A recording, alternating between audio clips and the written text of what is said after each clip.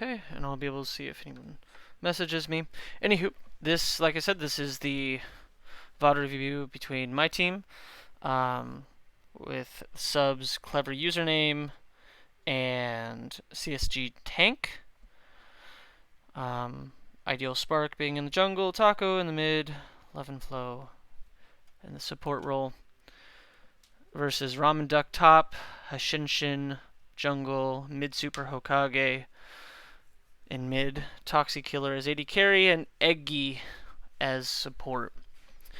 Before we go too much farther, I do want to mention when we were drafting, and this is more for the other team if they do watch this, you don't want to just draft for yourself. I noticed that the first pick was Ornn, second pick was Gragas, third pick was Yasuo. There's no switching around at all. While I had picked Swain for first because Swain can be used as a flex pick. So I made that seem as though it's my top laner. And then when we saw the Ornn come out, we switched it out with Renekton. Just in general, when you're drafting, make sure you are trying to build a comp and also not showing your hand at the very beginning. Because Ornn at one point was very good first pick, but your team doesn't really want to just first pick a tank unless it's a broken tank, and Ornn is not in any sense the word broken. I would have probably first picked or second picked your AD carry and support, because there is a chance that I don't let the Rakan Xayah go through. I didn't think there was any issue with it going through, but that would be more priority pick than just an Ornn. Other things to note, when looking at both teams, you have to question what is their win condition and what's their winning lane for both the jungle perspective and just laners.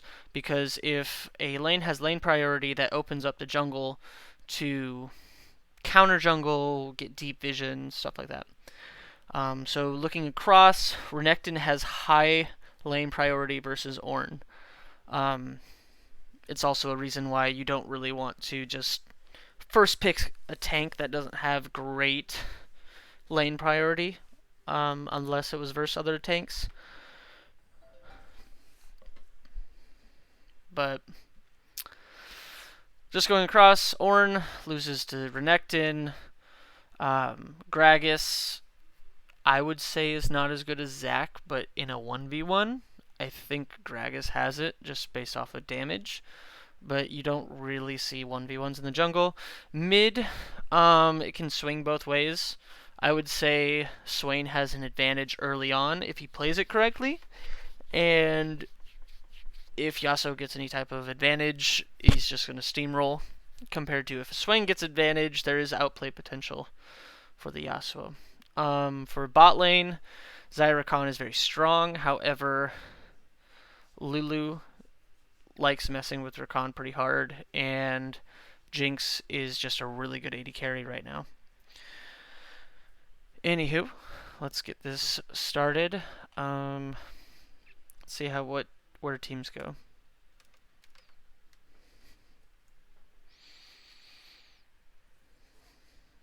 Okay.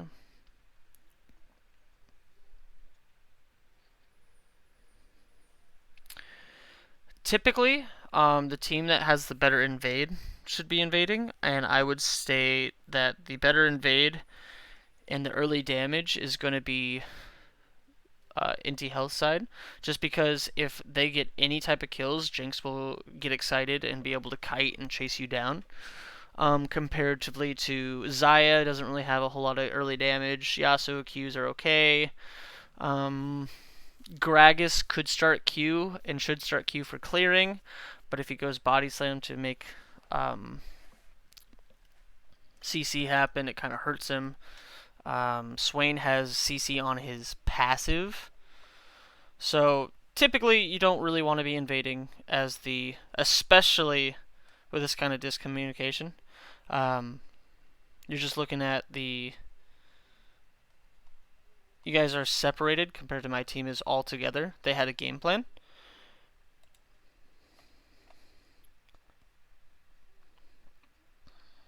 Like, if they face checked you right now, that would have sucked for you guys. I do not think this ward, if this ward had been slightly over here, because I do not think, yeah, this ward is not able to see this way. So whoever placed this ward, I'm not sure whose it is. Oh, the Rakan placed that ward. They need to make sure they're getting in the bush, because this is why it went so badly for you guys when invading. They had seen you walk that way, so they're not gonna move at all. They're just waiting for you guys. Using the ability early is not really what you want to ever do. You had no vision, and now you have high cooldowns on the Rakan. Yasuo is by himself, dies instantly.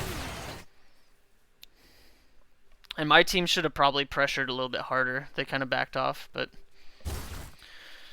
So you lose Yasuo and Gragas Flash, while my team used a total of literally nothing.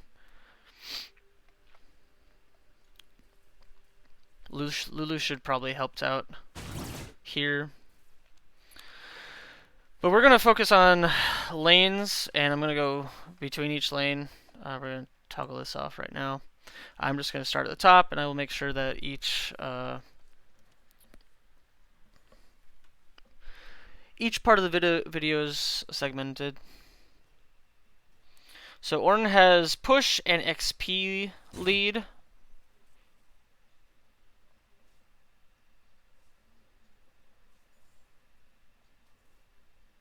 Right now, the Ornn is playing really scared for some reason. And I do not know why. He was level 2. So the Ornn is going to be wanting to look in. This is a level 1 Renekton. Yes, he's scary, but he had already used his Q, and you have level 2. See? You won that trade. If he had done that earlier, he'd been able to probably get that combo out twice. I'll deal with bot lane when I get to bot lane.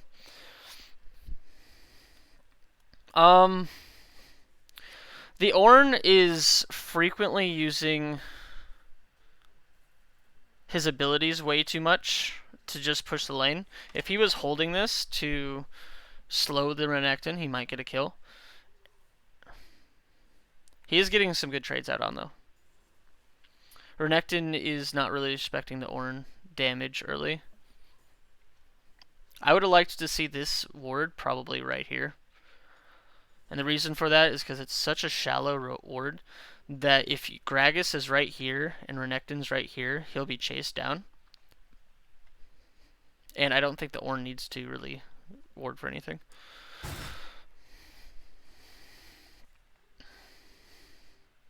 Also, the Renekton is sapping the mana pool out of the Ornn. Ornn is consistently using his mana.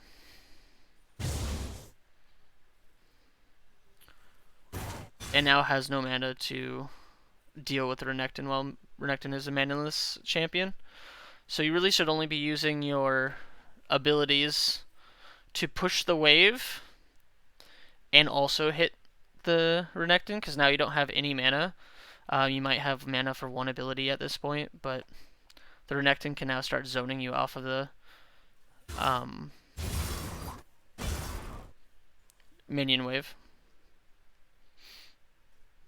Because it's going even right now, but Renekton has a sustain, and the Ornn does not. I'm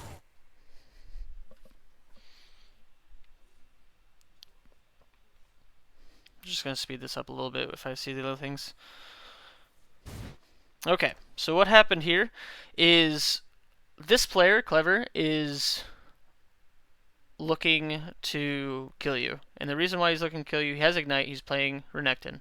And this applies in all lanes. Anytime you go up for a minion CS, you have to watch the enemy champion, because if they're a good laner, they're going to be watching you, and they're going to make you choose to either get the minion and take damage, or lose the minion.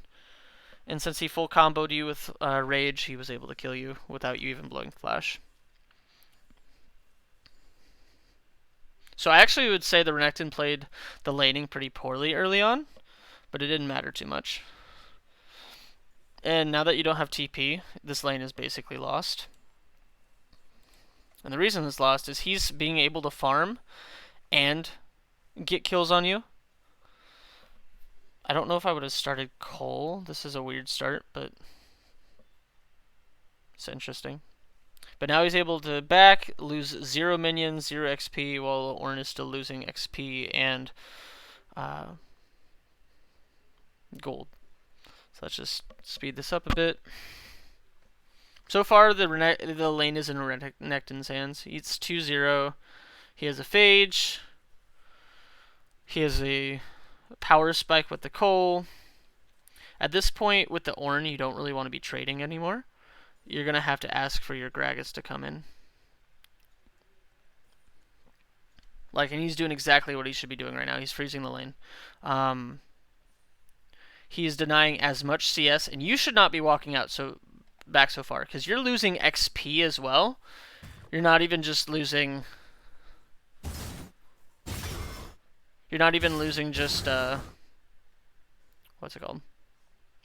Gold. You're moving back so far that you're losing XP. And that's not what you want to do. You want to set yourself up to B6 when your Gragas is looking to gank. That is some good trades, though.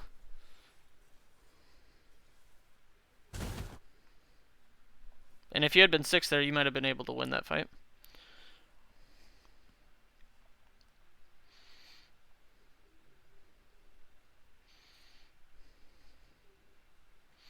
They're actually...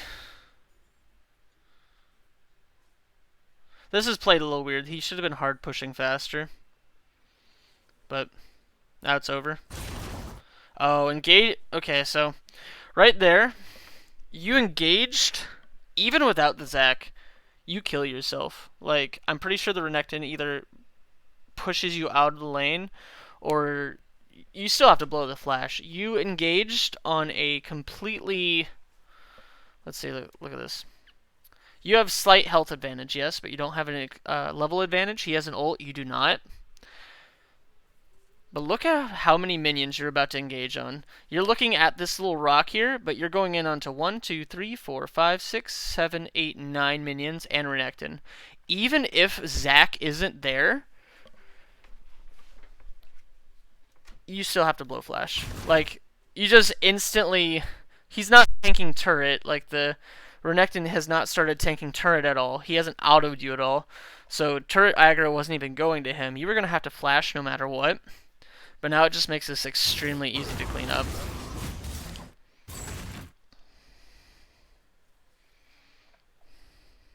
Okay. They should have left instantly. I think there was some miscommunication on mid. But, yeah, it gets him killed. He should have potentially ran down. If he had ran down, I'm pretty sure the Renekton lives. But that's okay. Okay, so as the Ornn, you're almost doubled in CS, and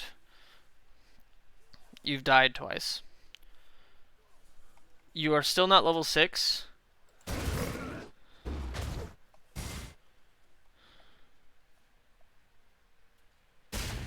Okay. So what you're looking to do, as the Ornn is trying to freeze,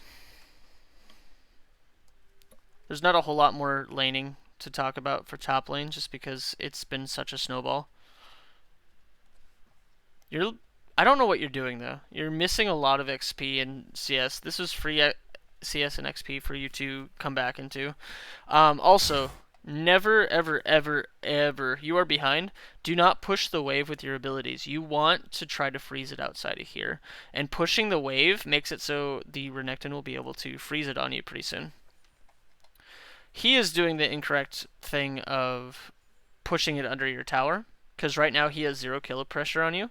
You're both full health. Yeah, he's pretty big, but pushing it under tower is kind of what you want, because if the Gragas was paying attention, he'd be able to come and dive this guy. Because Renekton being thrown under the tower with a Gragas ult would, well, I guess he doesn't have ult, would still, a 2-on-1, I'm pretty sure the Renekton doesn't win that. So right now he is consistently pushing, and that's not what he should be doing. He's ahead in this lane, and he gets a little antsy. I've coached this player before. What you want to be doing as the guy in charge of the lane is not pushing. You just want to kind of sit there. Yeah, you can get wards, but he rewarded a tri-bush that was already warded. But he's consistently pushing you under lane. He should just zone you until Zach's ready to dive you again. Because you have TP, it's not gonna help too much. He can get some roams off, but he doesn't really choose to do anything here. He doesn't get any deep vision because he has no wards left. He's just kind of walking around doing nothing. And this is why I wouldn't want him to do that. He should be zoning you completely off of XP. And like right now, he's taking random CS, and with that one Q, he's already pushed the wave, so it's already going to be pushing to you. He should just be zoning you. You should not be... his CS lead should be getting higher and higher and higher. He's also taking some bad trades. I don't know why the Gragas has not... This is really cocky. I know he sees where the Gragas is, but like... He doesn't have enough sustain to really proxy a wave as Renekton. He's also getting ridiculously low, so there's a chance that the Ornn will be able to get a kill. And he still didn't proxy it enough.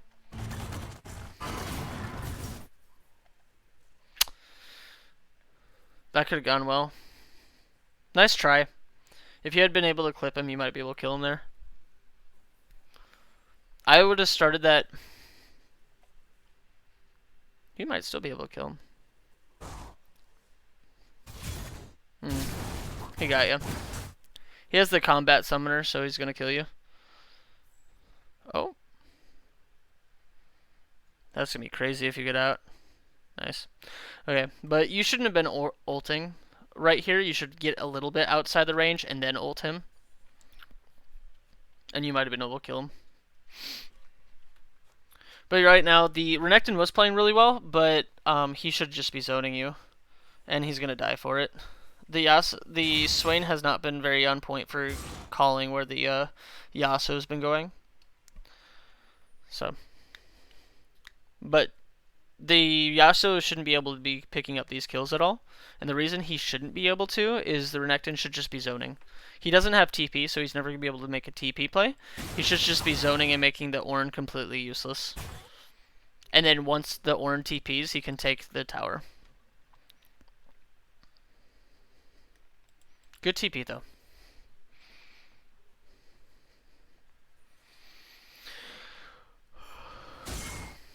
Ornn should be either trying to make something happen mid. Yeah, it looks like he's going for it, so. Okay. And then you're going straight top. You shouldn't auto anything, you just go straight top. Okay, so you got a lot for your team, even though you're about half the CS of the Renekton. You still cannot fight the Renekton, but the Renekton keeps pushing this under tower, and you're going to be able to farm it well enough.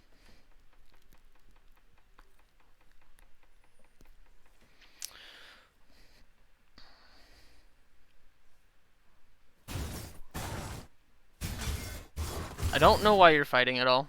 He's a manless champion with a sustain build in his kit on his Q.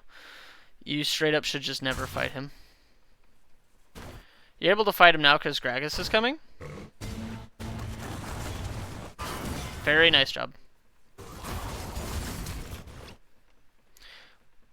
He doesn't die, but you did a very good job of kicking him out of lane. That's oh, that miss is gonna hurt. But you still got him. Okay. And the Renekton has officially stopped playing this lane correctly. You guys needed to push this in. Yeah.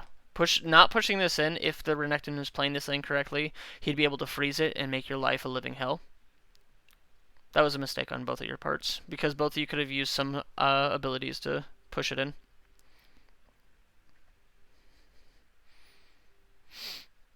Like I said, I'm not going to focus on anything else down here. I'm just focusing on laning phase right now. Whew.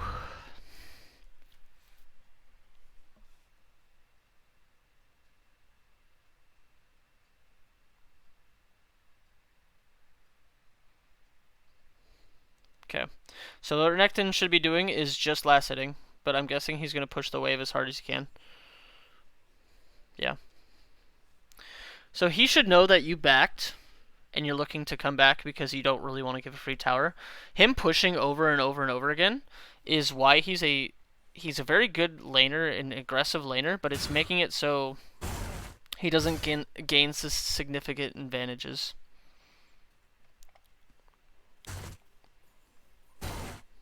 He's taking a ton of damage underneath the turret. He can't really kill you anymore. So you are playing the lane correctly. The Ramen Duck is playing lane correctly. But you should never have been given this opportunity. If the Renekton actually zoned you out,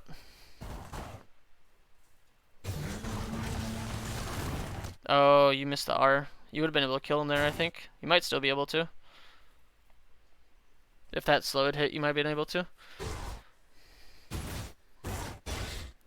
But yeah. Capitalizing on your advantages was good. You don't have advantages, but capitalizing on his mistakes of not being able to use his lane advantage is really smart. Pushing this in is what you need, though. And then after you push this in, you need to leave this lane. You cannot push up. You have no mana. This was a mistake, and if he had hit you, you die, I think. Because he'd be able to combo you. He doesn't have ult, but I don't think you would have known that.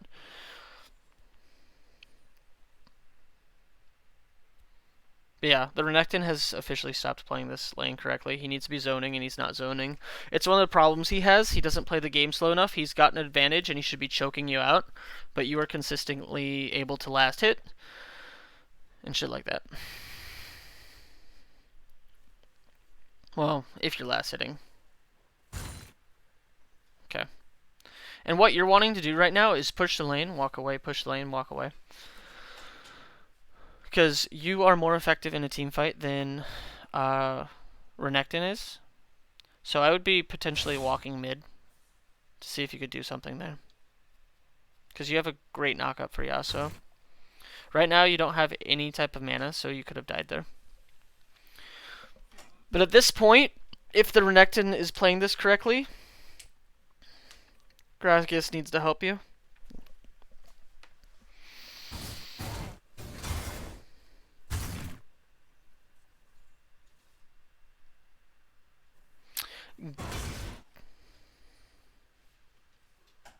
You officially don't have any mana though, so you need some type of reprieve. He will be able to dive you. So either you give up this turret right now. Yeah, you need to give up this turret, I think. Yeah, you're just gonna die. Okay.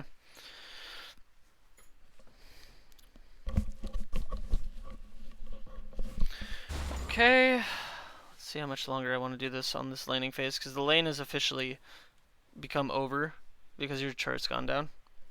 So I might move on to mid lane.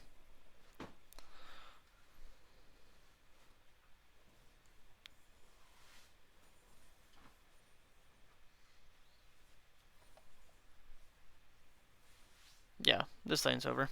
Okay, so I'm going to mark this on my little notepad here. That's 17 minutes, and we're going to restart it from the beginning so I can get to mid lane. Okay.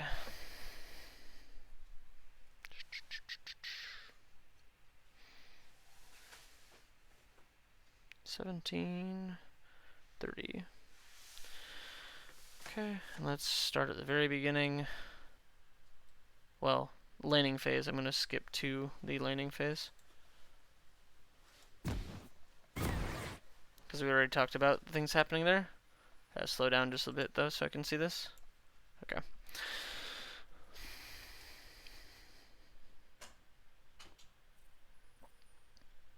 Okay, so while we're waiting for this to speed up a little bit, the person that has the advantage is the Swain, and the reason he has the advantage is because of his range and his innate semi-sustain.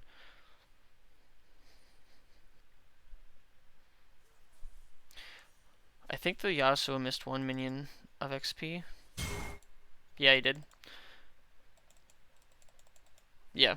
So since the Yasuo missed 1 minion of XP, the Swain should have been able to pressure that by getting to level 2 earlier and then abusing the Yasuo for having Q. Because before the Yasuo has Wind Wall, he should be abusing a lot more.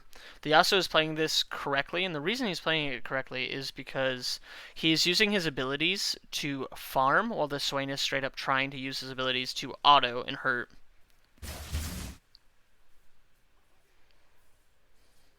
If you had hit that knockup, you might have killed him.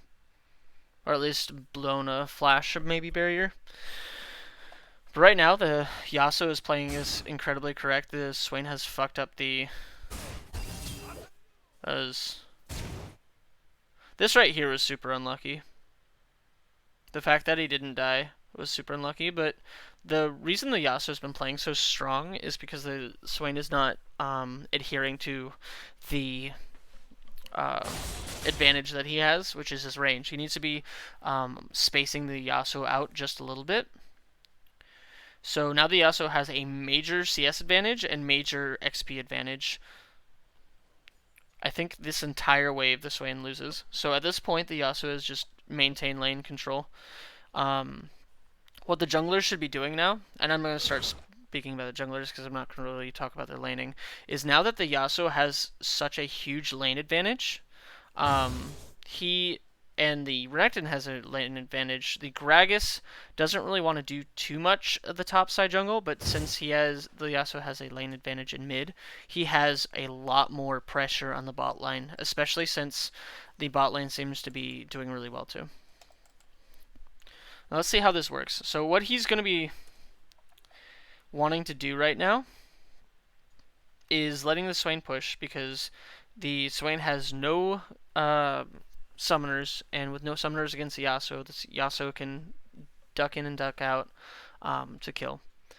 So the advantage that the Swain may have had is gone now, and you never really want to be walking in your minion wave as Swain. You kind of want to always be on the left or right side, just because the Yasuo can dip in, Q, and dip out with his minion wave. If you're not at your minion wave, you're going to be a lot easier to... you're not going to be poked out by the Yasuo as much. Right here, the Yasuo isn't doing something that he should be doing. He's walking up and getting random autos. Like, getting 1 Q there wasn't really worth it, because he would have been able to get the minion anyways.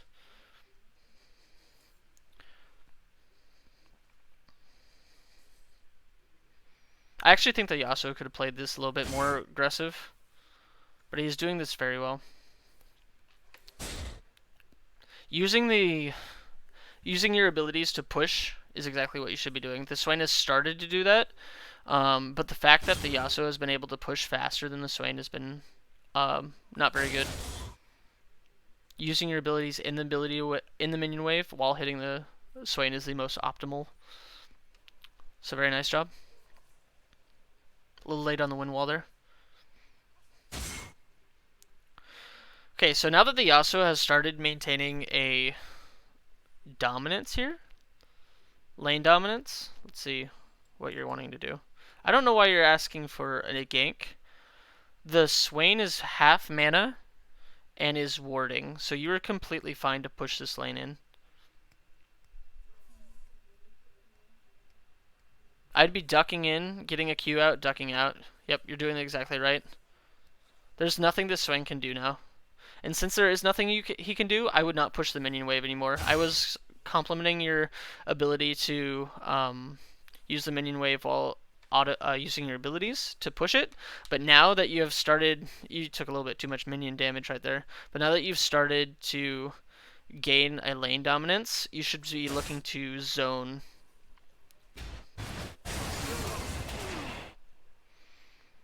Yeah, just like what I was talking up there. Since you had started getting a lane advantage once the Swain was low mana and low HP, I always like to, when I'm playing mid, is get the laner to be low health but not low enough that they back off, that they kind of try to stay in XP range, and then I would just freeze it in front of this tower. If you freeze it in front of this tower, the Swain will be completely dicked because you have so much vision. This Gragas should have ganked already. But that's totally fine. You still have it, even though you're 0-2, you've been playing this correctly, other than missing that minion.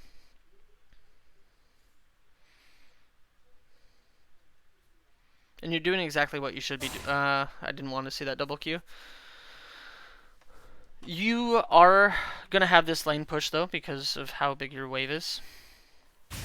So going in on him instantly is not a bad idea. Yeah, you're right. But I would push this in all the way and then look for roaming.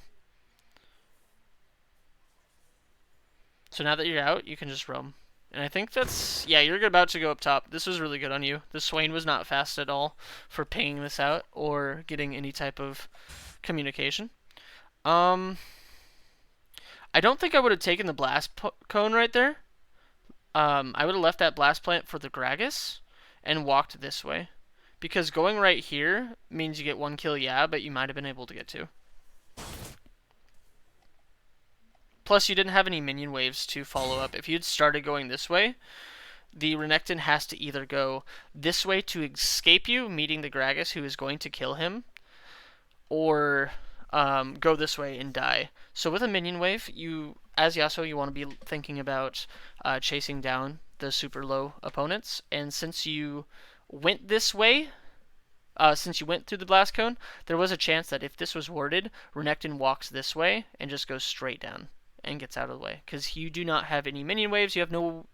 Yasuo is not a mobile champion when there's not enemy champions or minions. So there was a chance that he gets out the way you took. Anywho. I don't think you needed to ult there, but...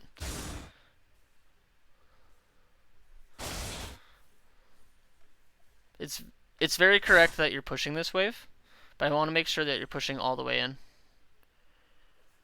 Yeah, that works. And now we'll meet in the middle. That's fine. I think you stopped backing for a reason, though. No, you don't. Okay, good. Okay, and now you've picked up a kill. You're pretty strong Yasuo at this point. You're going to be wanting to push and roam. So let's see what you do here.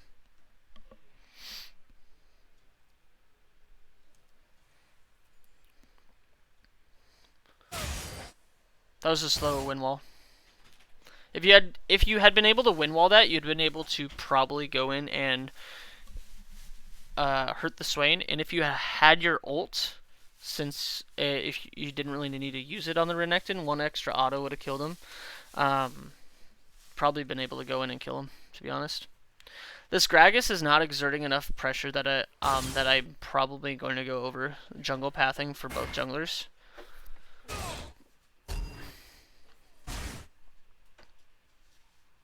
Yeah, if you had your ult there, he dies.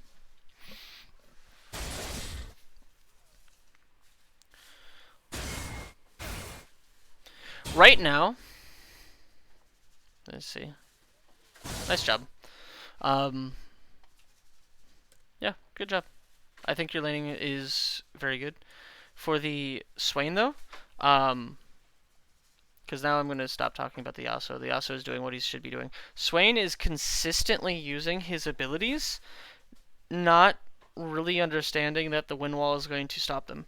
So, in this scenario, and I'm going to go back just a little bit because I want to go over some more Swain stuff. Because I focus on the Yasuo a little bit. You're not auto-spacing at all. So right here, you don't want to be so close to your minion wave.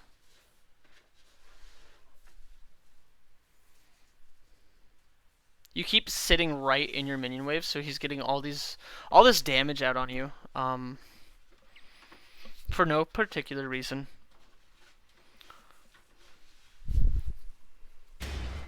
Okay. Okay, that was good. So while you're behind a little bit and you're not playing this lane correctly, I actually, maybe you're not even behind. No, you're slightly ahead of the Yasuo. But the way you're playing it and the way the Yasuo is dumpstering you, it doesn't feel like you're ahead at all. Okay. So, what I'd be looking to do as Swain is, 1, stop sitting so close to your minion wave. But 2, he has a huge minion advantage here. And it's not like they're going to be hitting you, but it does mean it's going to be pushing towards you. I'd be trying to freeze it under the tower as much as humanly possible.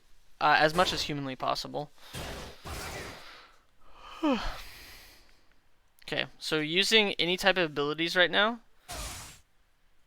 that one's fine because it doesn't clear the minion wave, but what you should be doing right here is not clearing it completely. You want to freeze it, but you're consistently autoing it, and this is when, yeah. You wanted to kind of set up a freeze before you knew the Yasuo was roaming, and now that you know he's roaming, you need to be using your abilities to push the wave. I don't know where you're going. What you wanted to do here is just push it in. There was no way you're helping anyone here. I don't know what you're doing here. It might even be sufficient to say that even with Yasuo having his ult down, he might have been able to kill you.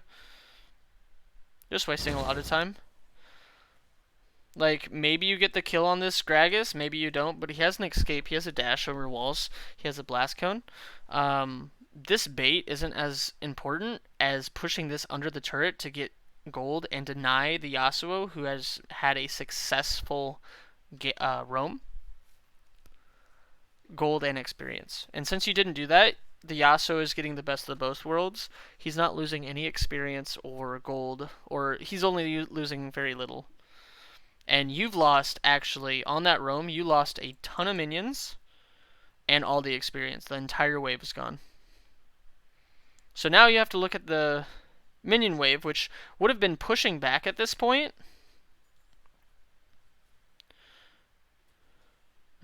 Would have been pushing back at this point, and putting yourself in a weird position where you could potentially die. And now there's no reason for you to be here. You're getting way too close, and he's just gonna just run you down. And if he had ult, he kills you here. And there's a potential that he just runs into you and kills you anyways, but he blew your flash. And now you've put yourself so low that you just die here, yeah. Okay, so that roam that you went up there and got absolutely nothing from, the reason it was bad is because you didn't push the minion wave. Yasuo showed right here, and you didn't know he was there until right when he showed. At that point, you need to be using all your abilities to push the wave.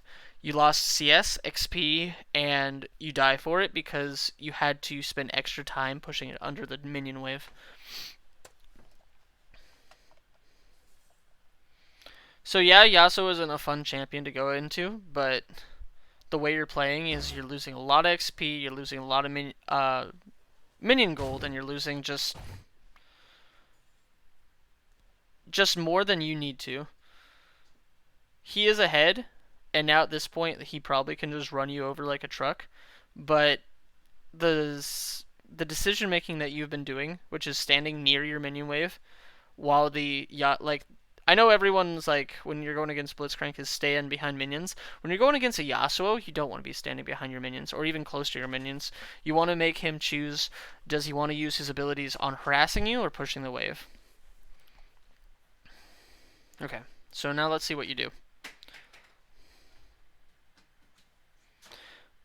Right now, I don't really like what you're doing, because the Yasuo, if he played this correctly, which he could go in and hurt you, but him watching you auto the minions, he could just let you push the minion wave and put it right outside here and then deny you a fuckload of minions and experience. Granted, he can just go in if he wanted to.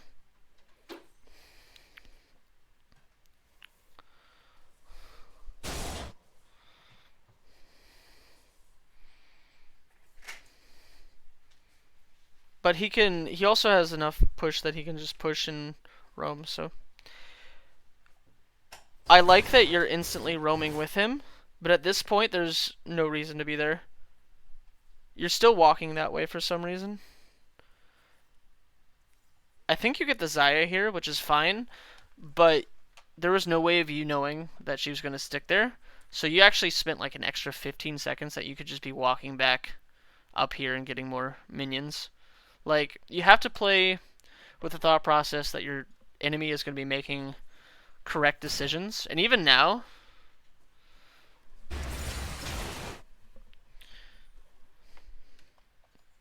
Even now, you didn't know that if the recon had been there. You had no vision on him, so just because it worked out doesn't mean that there was that was a good decision, but it worked out, so that's fine.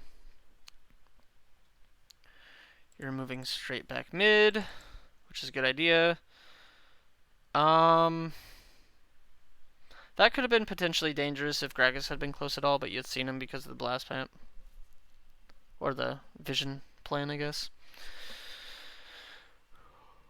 Whew. More laning phase, dude. Okay. So, you do not know where the Yasuo is? Maybe you do. Does this see him? Let's see.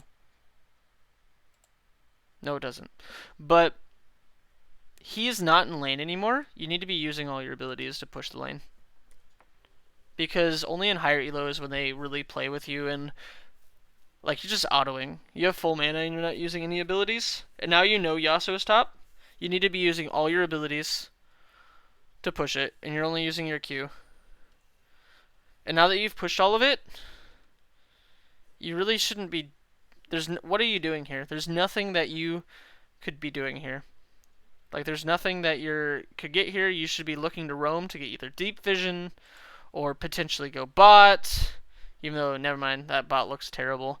You could be, yeah, deep vision or backing. How much gold are you sitting on? 900. Okay. Could have gotten another item, but let's see if you go for anything. You're just walking around. You still should be pushing as hard as you can with all your abilities. And the fact that you're not is making the Yasuo not lose anything. Every time Yasuo roams, you need to be pushing a lot harder. You're only queuing every once in a while. You're not using your E, you're not using your W. You could be clearing a lot harder.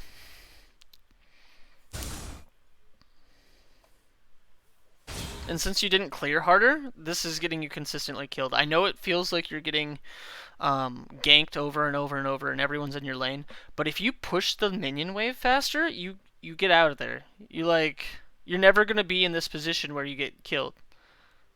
Because you're never going to be sitting there autoing minions as a mage.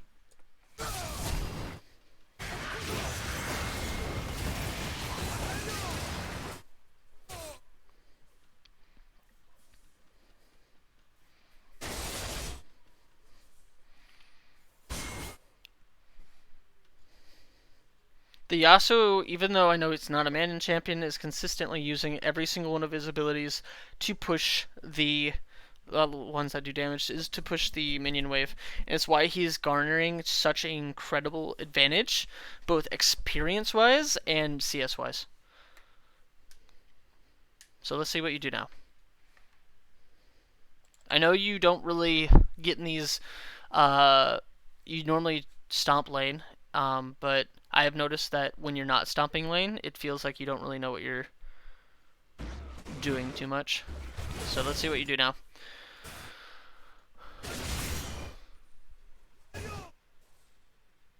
Okay. Using that Q fucks up 1 CS, so I don't think you needed to use it.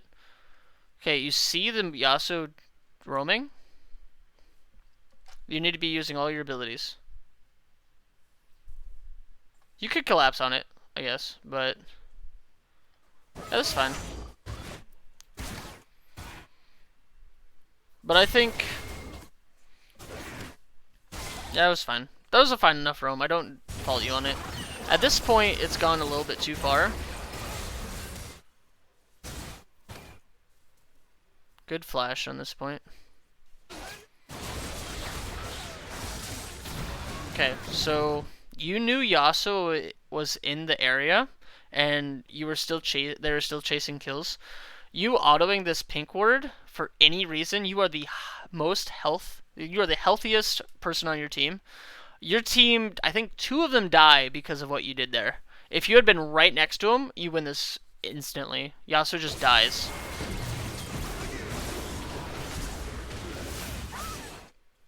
Yeah, 2 people die here.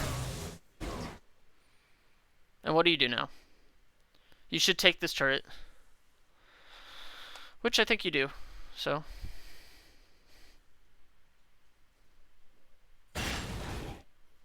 That was a good Gragas ult.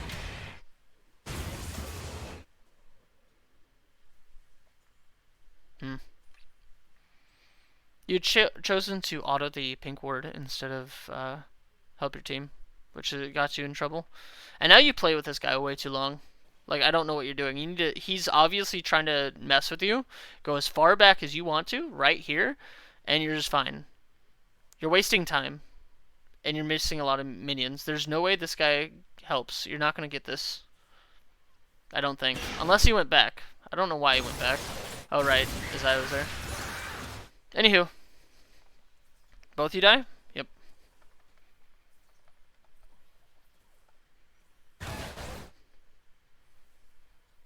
And that's it. Okay. So since you wasted so much time, which is starting to be the feel of this game, you got yourself killed, you didn't get any minions, and you lose this entire minion wave. Every single time you were roamed, well, not every single time, multiple times when you've roamed, you have not picked up CS, you have not picked up objectives, you've just roamed and not done too much. You got a kill there, which is fine, but you're not picking up minion CS. Every time the Yasuo is roaming, he's pushing out his lane and roaming. Every time you've roamed, you're not really doing any of that. And when you do roam, you stick around way too long. Like, he got Scuttle Crab. He got Vision for his team.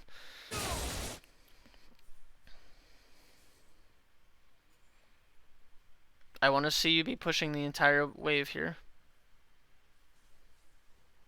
Use your E. I know you have it. It does decent enough damage that it could have probably done something there.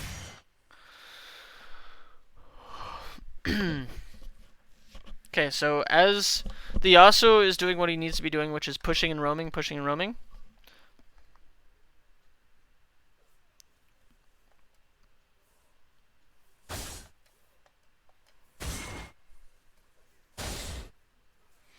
And now that he's pushed, he can keep you under tower. He shouldn't be sticking around. Yasuo should have been doing something with this. Whether that's roaming top again, or getting some more deep vision. Staying in lane is never a good idea if that's all your entire purpose is.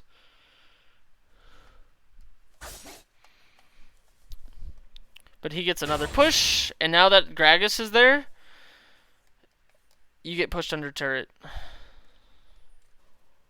Very close. I think they just straight up kill you, right?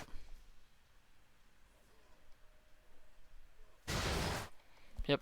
Very end of you. Okay.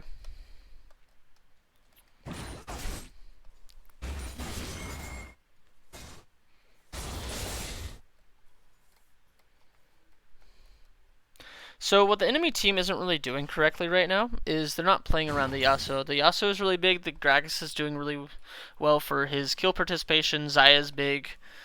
Zaya's, I guess, is pretty close to the same as Jinx, so it's not crazy different. I don't know what he's building into, but I don't think I like it.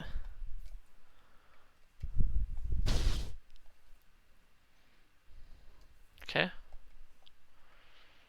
The Lulu is super low. So I don't know.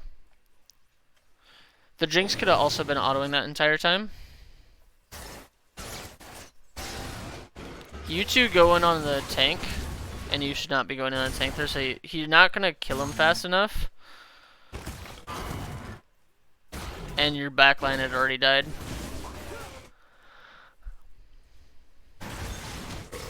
The Yasuo is, I think, 1v1ing the Renekton.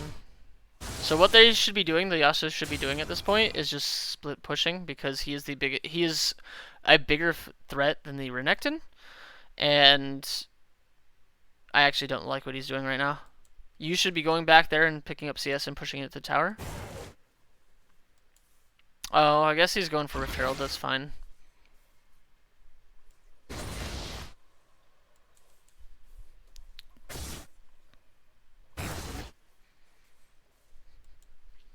Okay.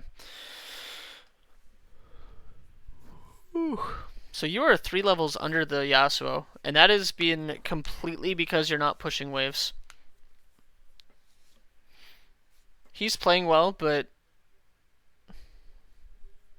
it's also a combination of you not playing well. At least the laning phase.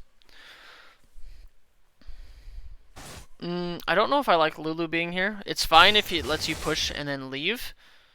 So yeah, I guess that's fine. But Lulu being there kind of instantly kills the Jinx. So I don't think I like that at all. You should be using your abilities to push, and you're sitting in the minion wave. He was playing the lane correctly, but he should be fighting you more and more. And Gragas should just be sitting for the counter gank, because if you guys get 2v2'd, they win every single time.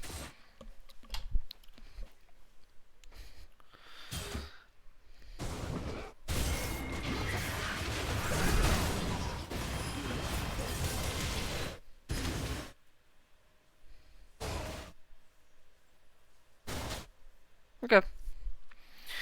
I didn't actually like what the Yasuo did there. The Yasuo been playing this lane really well the whole time, and now he did not go aggressive at all.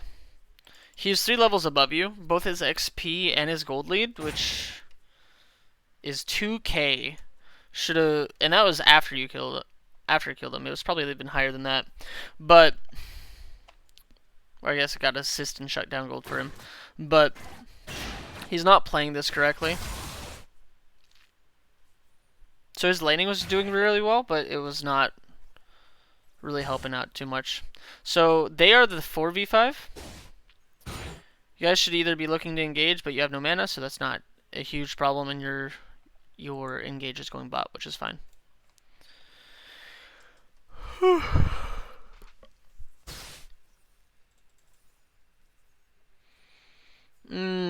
Okay, so where the Yasuo, and the reason I keep going back and forth is because I wanted to do a VOD review for both, and this Yasuo going bot is kind of really strange. He should be going top and pushing this in, because this is the only, well, I guess they don't have this outer turret yet, but this outer turret hasn't even been scratched. Him going bot right now doesn't help him at all. He's not going to be picking up a minion wave for a little bit, and there's so much more objectives that he could push. If he pushes this out, they have more Baron advantage. If he goes bot, technically your team could go Baron. Ugh, dying there for a second. So let's see what happens. Also, their team could instantly just engage on you. I'm not sure why they haven't. If the Yasuo was there, if the Yasuo had decided to go mid, they could engage on you. I think they still do. And they engage on you with no Yasuo. They don't engage on you with any Fed member.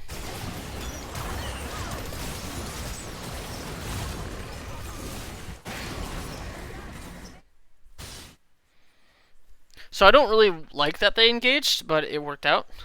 Yasuo going bot is fine, but I think if he had gotten top, he would have been able to get this and potentially pushed even farther in. This is fine. He got a turret. He should be rotating mid. And now that they see where the Zac is, they should be engaging again, because one person on their team is dead. Either engaging or... That was really good.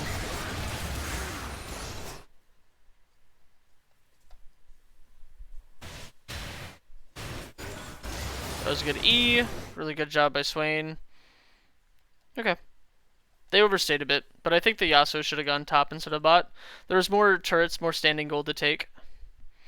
Plus, if he goes top, he can get some vision down here, because the objective right now is going to be Baron soon. So I think laning phase is basically over. I don't want to hear that sweeper anymore. The Yasuo did a really good job of pushing the lane, and every single time he was going in on you, he was using his abilities to both push the lane, get CS, and also damage, while the Swain kept using random abilities to just try to damage the Yasuo, which is what, like, Yasuo gets a free shield. It's playing into his game and sitting next to his minions, was a huge issue. So right now, the gold is 2k difference. Let's see who's at all different. So there's a 3k difference top. Junglers are pretty even. 2k difference on bot, on mid. A 3k difference between AD carries and a about 1k difference between supports. Zeke's convergence is fine, I guess.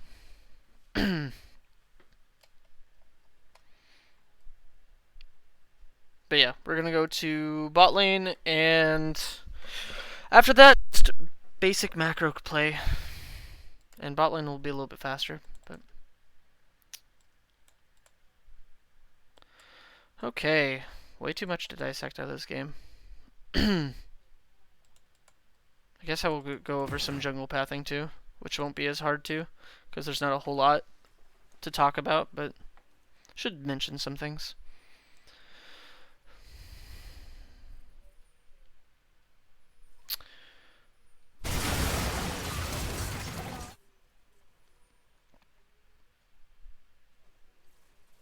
Okay, so bot.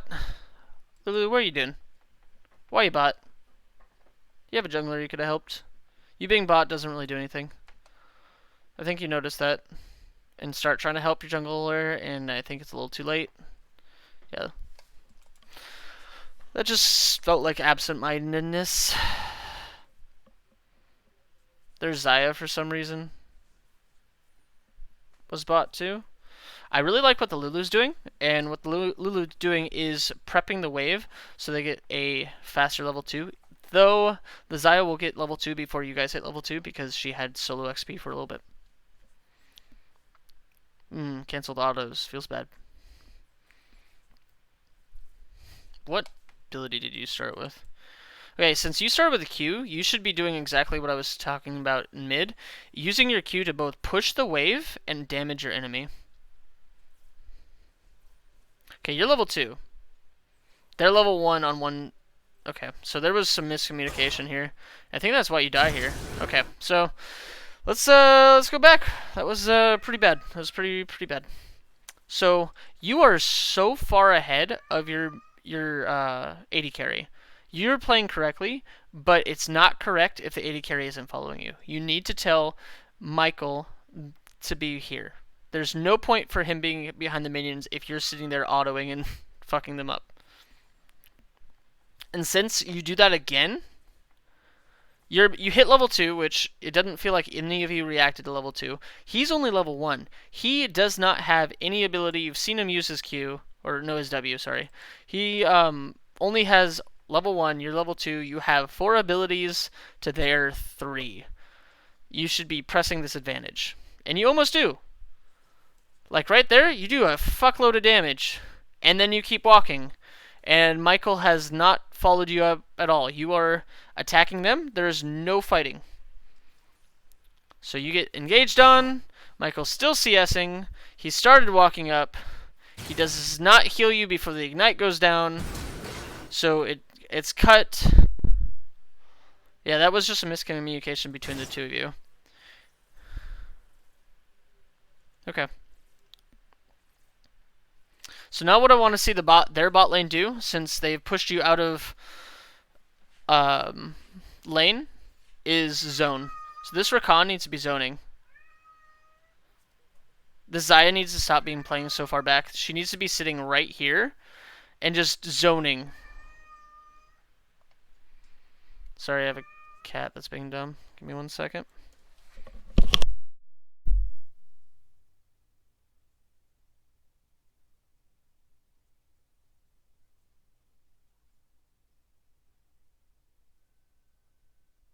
Unpause for me, great.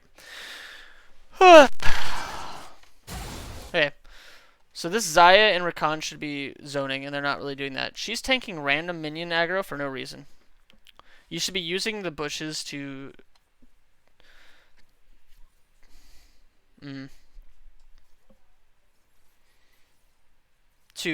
tank minion, to juggle minion aggro.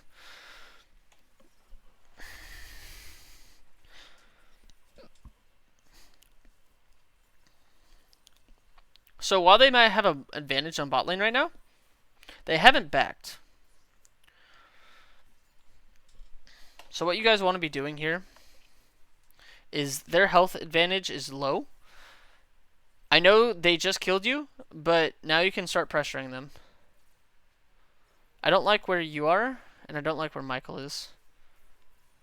Yeah, you should just be fighting them. Okay, they've used their abilities. Now it's time to fuck them up. You should be standing farther ahead. The instant they use their abilities, you need me. Like, she's literally tanking minion aggro without you guys doing anything on there. He only has W. He did not have E or Q there.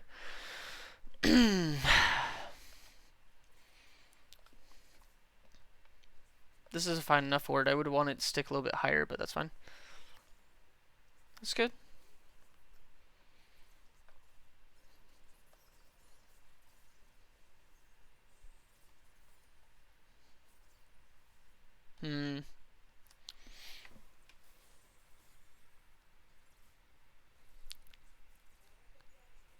So you guys have a huge health advantage. You should be now trying to zone them off a bit. I like where Michael is. I don't like where the Lulu is. You should be consistently just hurting them. That was a mistake on that part. I think you guys could still be fighting. She has no mana. Okay, you both backed off for no reason there. You didn't take a look at her mana. Pushing this wave is exactly what you should be doing, though. Nice job.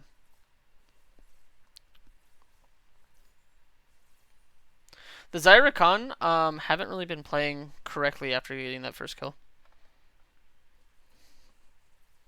They had an advantage, and now it's not moot, but it's pretty low. It's negligible.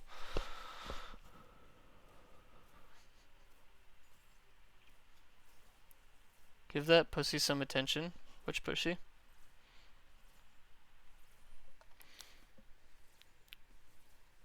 Oh, you mean the cat? No. No. Okay. So, really good job. You guys pushed that in twice, basically. You have a CS difference, and there is very little... Yeah, you guys are even now. Okay, so this is basically a even lane now. I don't really like what the...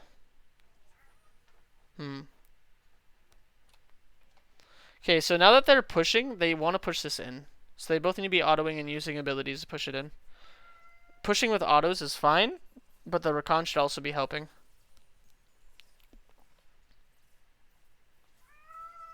This is really good. Okay, so now that you guys have lane priority on bot, Rakan should be moving out. There's no reason for you guys to be right here. You're just sitting here doing nothing. There's... You don't have any wards, though. I think you had enough to buy a pink ward, so that was a mistake. Maybe you didn't. I don't know. Let's see. Now I feel bad for not knowing.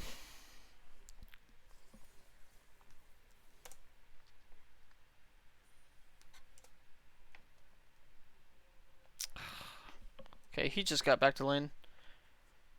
Yeah, you had enough to buy a pink ward. That was a mistake not to buy. And let's re-speed up.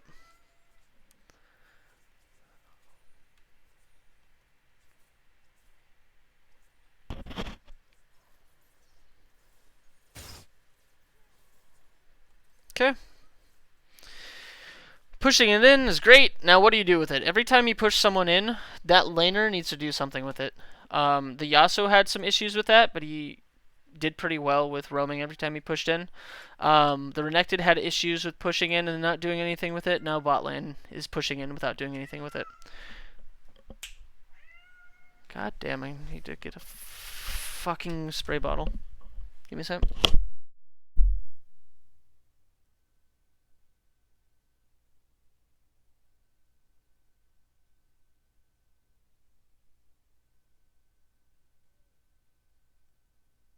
I'm back. Sorry about that. Cat just keeps getting louder. Anywho. So I see this happen a lot in lower elos. You're just sitting there doing nothing. The Xayah has, looks like 2 whole wards to drop, and she doesn't drop anything. That was your chance. Because when you dropped those wards, they wouldn't have known where you dropped them.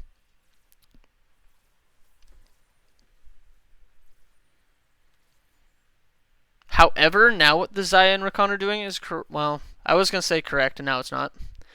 Okay. Look at the difference of where these people are. There's no communication. So I think this fucks up, and you guys get a double kill. And the reason they... No, don't get her wet. I know. I'm sorry. But, the reason this fucks up for them is the Xayah was not ready for it. And the reason why I said I liked what they're doing and then I took it back is because it looked like they weren't pushing the minion wave and letting the enemy push. When the enemy is not super ahead, I like forcing them to be right outside my tower for both ganks and then zoning potential. Because the zoning potential of Rakan Xayah is a lot better than Lulu Jinx if they're ahead. They're not really ahead, but when they're even, it's fine too. Yeah, right here was such a mistake. I don't even think that heal was needed.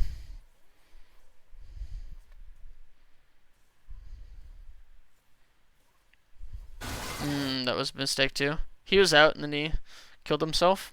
Okay. Let's redo this real quick. I just want to take a look at this. Okay, so look at where this, like, when I am playing support, and I play support all the time, you want to be seeing where you are in relation to your AD carry, because engaging on this looks awesome. You got a double knockup.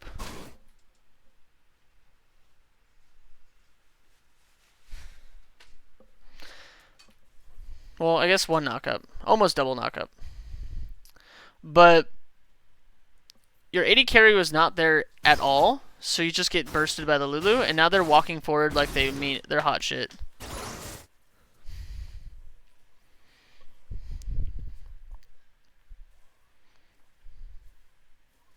So this Rakan has single-handedly thrown this lead.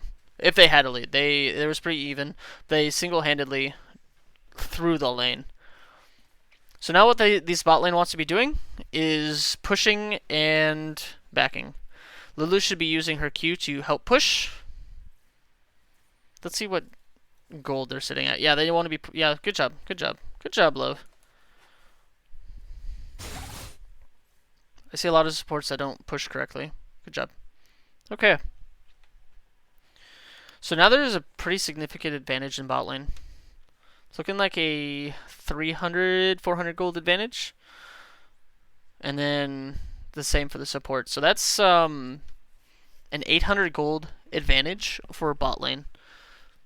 And they backed. So now they have major damage, and Lulu has mobility boots because she thinks she's roaming. I don't think I like the mobility boots too much. I think I would have rather seen Source Pin, since you are doing some pretty crazy damage. Or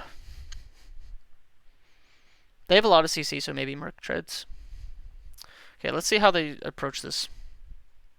I would not want to be autoing the minions that much. I want to be freezing this outside my tower. Cannon miss.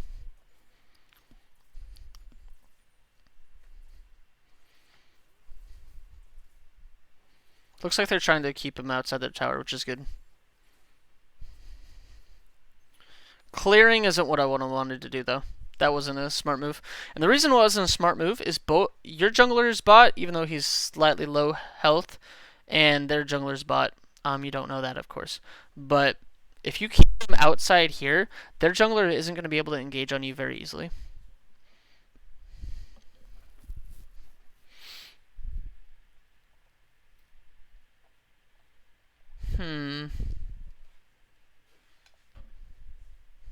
The instant you saw this Rakan start moving towards you, you should have known that someone is coming.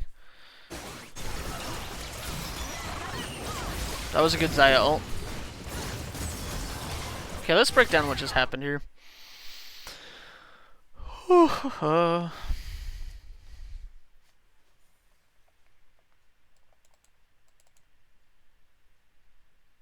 Okay, so whenever I'm clearing wards on the support, the instant the enemy starts walking towards me, someone is there because you just double killed them. There's no reason they would be trying to walk up to you if you guys are fighting. But they're doing it anyways. So you needed to start walking away instantly. This is really greedy, and then you don't even get the pink lord.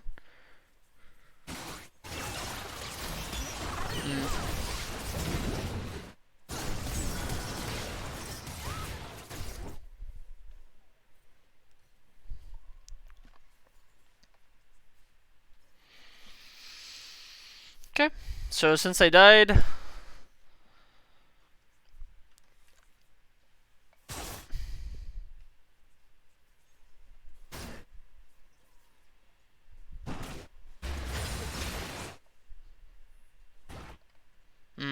I feel that it was miscommunicated by the, because I knew the Swain was up, but if Lulu polymorph the Xayah, we win the fight. Maybe. I don't know if I agree with that though, because polymorphing the Xayah isn't gonna suddenly make Rakan's R not exist. There's potential. I don't think he would have won the fight though. It would have been a lot closer, but the Rakan R stopped them. I don't know what Lulu polymorphed actually. Let's see.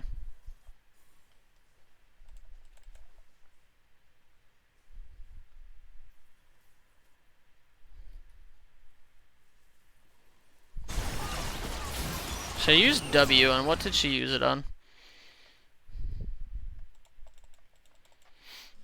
I think she used it for speed up, to be honest.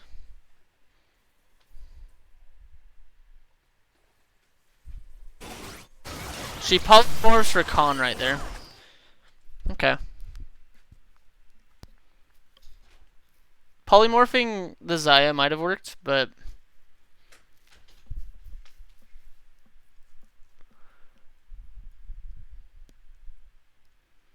I don't know if I agree. I don't think that Lulu was close enough to polymorph the Xayah when they wanted to polymorph, because the polymorph range is not that big. If I could even see what the range was.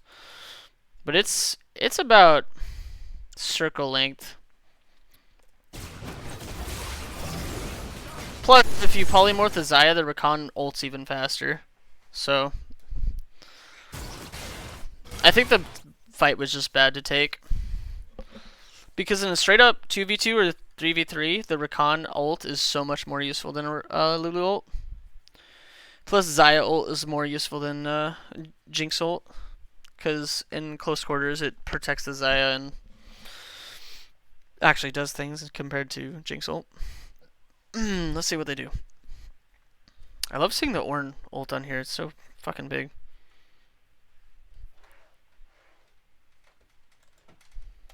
Okay. Laning phase on bot lane lasts a long time, and they're still kind of even. Pushing is a good idea. Okay, you've pushed it to tower. Kinda. I would have been autoing the minions faster. But since you pushed them under tower, you should be looking to clear vision. Because you now have lane priority. Lulu should be getting deep vision because she has her sight stone. Maybe not. Maybe she doesn't. I don't think she has it yet.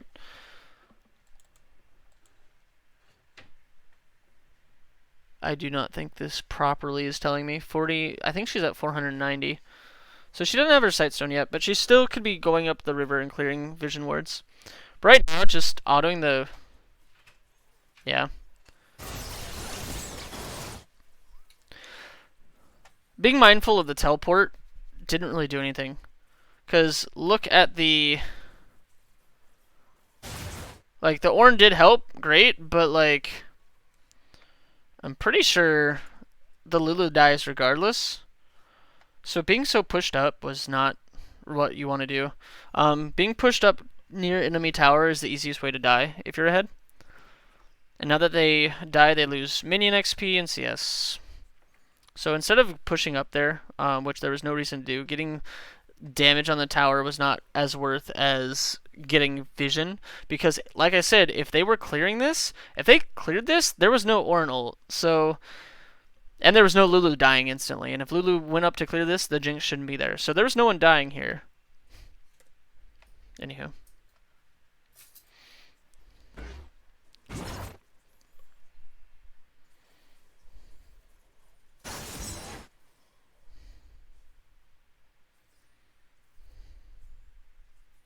Now that they've pushed, they should move and find something. I like what they're doing, kind of, but they didn't know what the Jinx was quite yet, so that would have been kind of scary if the Zac engaged and the Jinx was there too.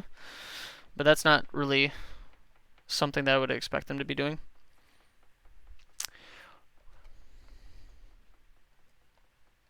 Okay, I don't know what this Jinx is doing, but that's pretty scary.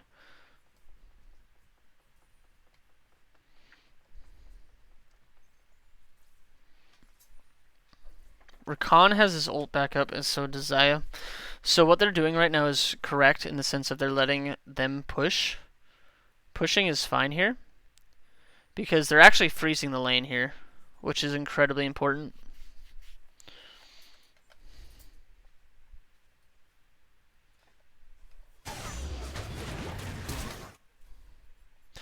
These two should have instantly turned on the Jinx. That was very weird. I don't agree with what they did there. If you turn on the Jinx there, they just die. So they kind of messed up by not turning on the Jinx. That was actually a bad play by you guys.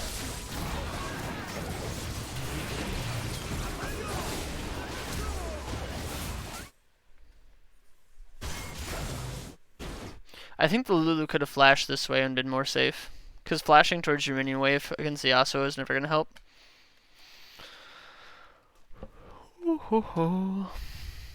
I think the laning phase is basically done. We're going to go for jungle macro in a second. Let's see.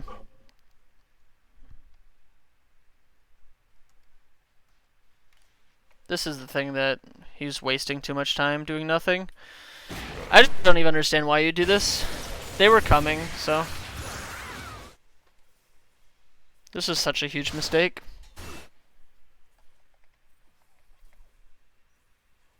Yes, she got a kill, but that's...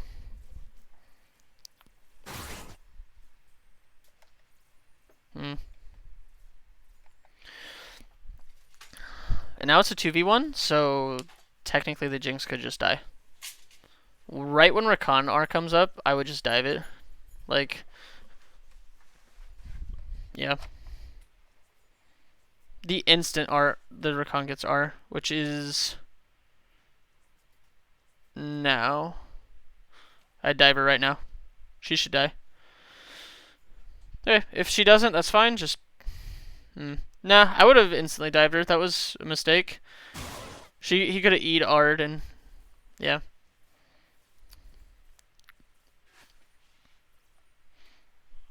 Okay.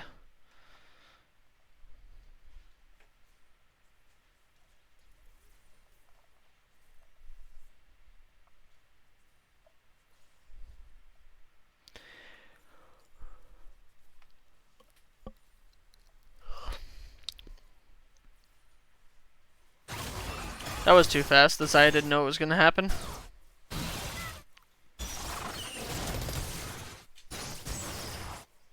It worked out, but it didn't feel like the Xayah and Rakan knew that was going to happen. Let's see why it happened. I think the Rakan should have gone in a lot sooner. So the instant he saw the Lulu auto this, like go up and auto, I would just instantly go on the Jinx. Like right there, he saw the Lulu go auto once. That's when they just hard pressure.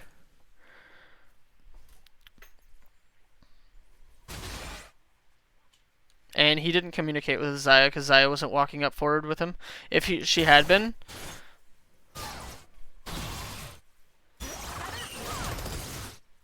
it would have worked a lot better.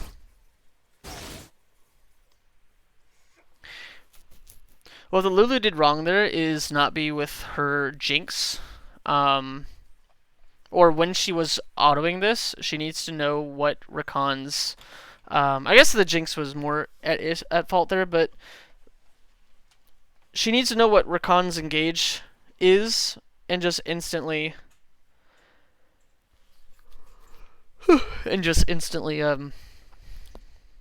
be there. Not instantly be there, just tell the Jinx back off and just... I don't know. It'd have been a lot better. Sometimes clearing vision gets you killed. Is this lane still going? Okay, so...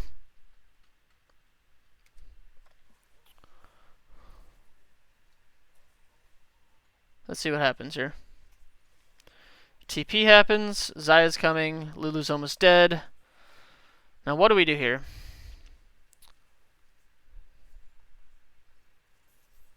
You walk up for some reason.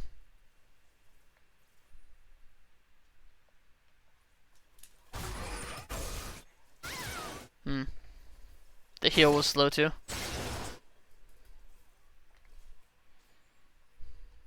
I don't actually know how you got caught there. That seems kind of weird. Because you saw the Zaya coming, and you were super low, and Rakan had R. I don't know. That felt weird.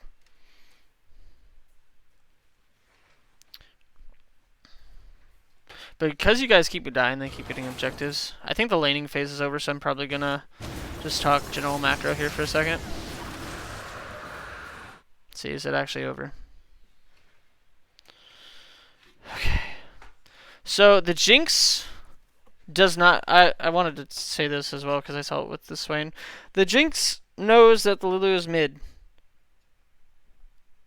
This is a Zaya Rakan that you're about to go against 1v2 with a huge minion wave. I don't know why. I don't know why she stayed, because it's not like she's saving first tower. So staying here just gets her killed, and the tower dies instead of just tower dying. The Rakan friggin' missed his R at first, and still, it didn't matter. The flash was kind of weird, though.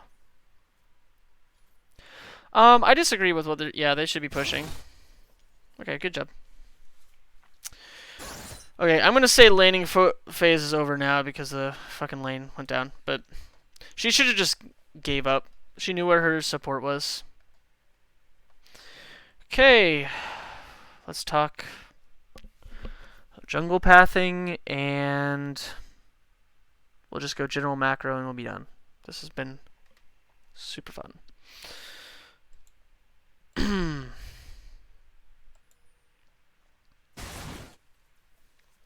Okay, so before we do too much, you gotta look at your lanes. Which lane is the most gankable for both teams?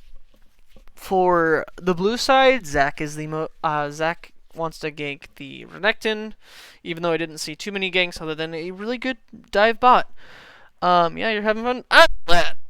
This has been so much laning talk. Kills my brain cells, dude. But he should be going top to gank the to gank the Ornn for the Renekton. I only saw one dive, which is really good, but I would have probably camped it a little bit. Yasuo is pretty easy to gank because he can't really run away. He has no form of mobility when running away. He has really good forms of chasing, no forms of running away. And I would stay away from bot because I don't think bot has very good... You're not going to catch the Zaya if she's positioning correctly, and engaging on a Rakan is just dumb. Like, it's just not going to happen. So I would have probably camped top, some minor things mid. For their side, Gragas should be camping mid because it's a swing. Like, either way, both of them are pretty swingy because the Swain has 0 mobility, but I would have camped mid and bot and probably not gone top too often. Unless the Renekton is dumbly pushing consistently, which he was. So, whoop. Let's talk jungle pass.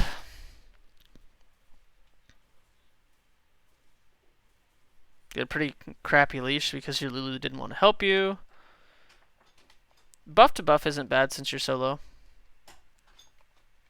If that's what you're going for. Buff wolves and then buff. That's fine. And since Zach doesn't really take damage too much, it's okay.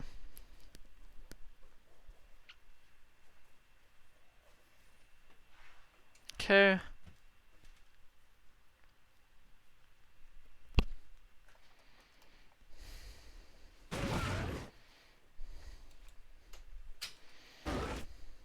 So after this, you need to figure out what your next objective is. Is it Scuttle? I wouldn't think it is, just because of how low you are. If the Gragas contested Scuttle, you just die. As Swain got pushed out, so you have to cover mid now. That's fine. That actually is really good for you, because going Scuttle would have probably fucked you up pretty hard.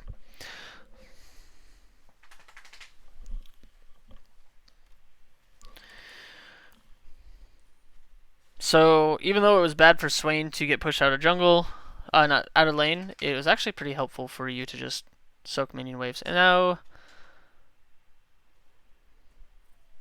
you're just so low that you're not able to do anything, which is what I would wanted to see Zach doing.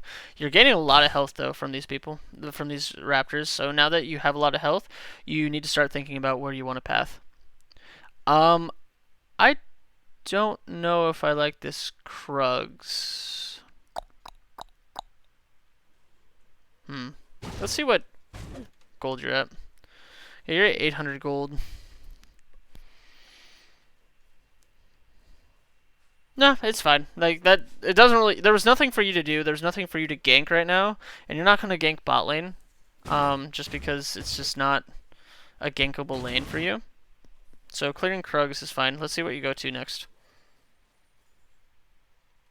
because that's more interesting. Okay, so you are heading bot side jungle.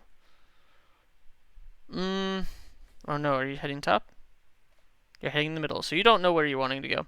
The correct, yeah, you're starting to go top. That's want to get bombies.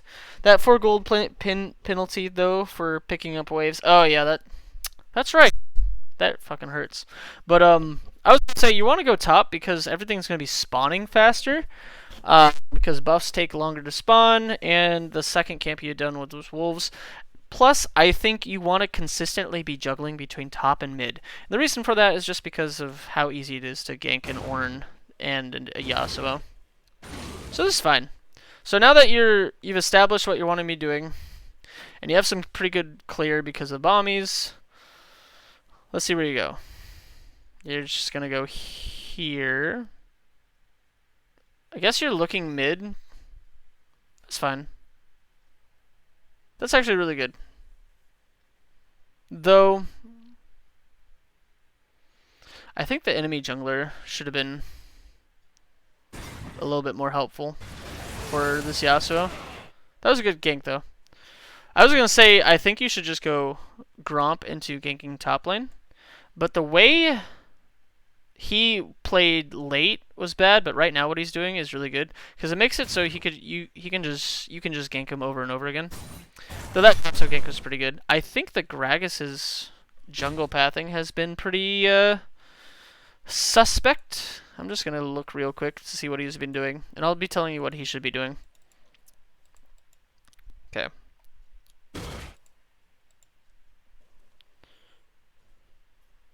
Because he's just been clearing. He hasn't really affected anything. Both Zach and Gragas are pretty good early junglers. So he went blue to Scuttle, which is okay.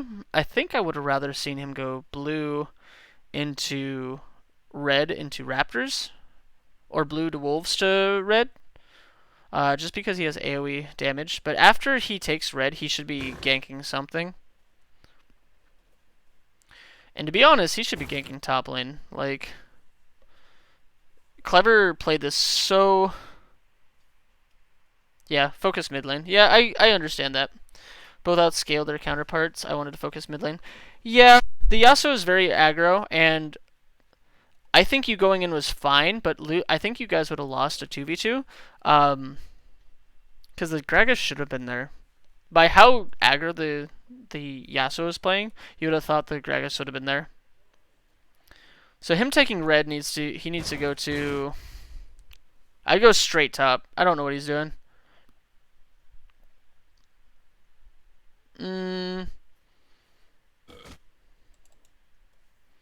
Either straight top or Raptors. I don't know if Scuttle's that important.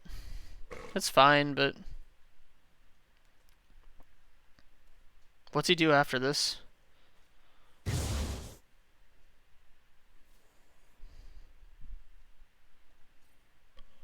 He just kind of fucking...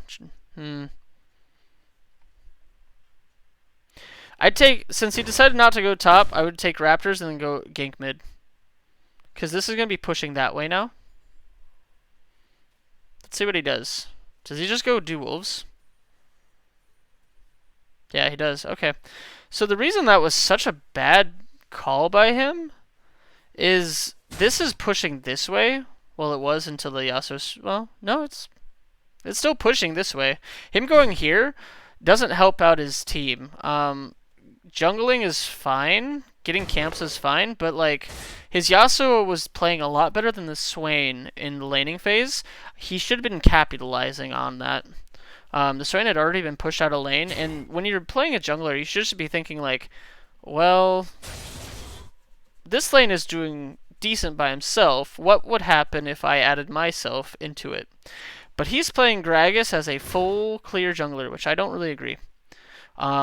If he was playing a Shyvana or Yi or Pantheon or, well, maybe not even Pantheon, a Tryndamere, maybe. But he's had zero effect on his team and should be going... Yeah, like, even the Yasuo's like, what the fuck? Where's my gank? Like, and I agree with him because the Gragas 100% should have... This Swain should have died. Taco should have died. But you're noticing how aggro he's been going, and I think it's a good idea to gank him because you haven't seen the Gragas. Like, I would, in a high level match, I would be like, okay, he's playing so aggro right here. Not here, but when he backs up and then goes back in, I would say, oh, Gragas is somewhere nearby. And he kinda was.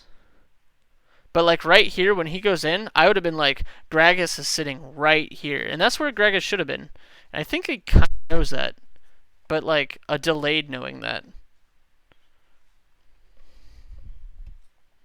Like, this is... Gragas being here was such a big mistake. He made the idea, like, he warded this out. I would have sat there because Yasuo was putting out so much pressure on the Swain that there's no way you don't gank it. Like, you flying in and the Gragas coming in at the same time, I'm pretty sure you win. Potentially. Because the Swain had no mana. Yeah, the Gragas would have been fine. So he should soak mid lane. That was a good gank. You should go Gromp and then top. Because how he's playing right now is exactly correct in the sense of he's zoning. And I like it a lot. Going Scuttle's fine too. Yep. As long as you're clearing, because I don't think right now he's gankable quite yet. Because he's really scared. I would have had the Renekton not push up at all and just sit there, and then when the Ornn comes in, that's when you gank. But this is also... I don't know what he's doing. He used his This Gragas used his mobility to dodge this so you couldn't see him. But it didn't help him at all. This was a really good dive. I was really happy to see this one.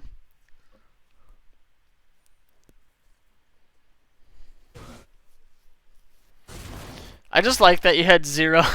There was no idea that he was going in. That was just so strange. Anywho. a good dive. You should have left instantly, and I like that you did, and that's why you lived. The way the Yasuo path was really bad, though.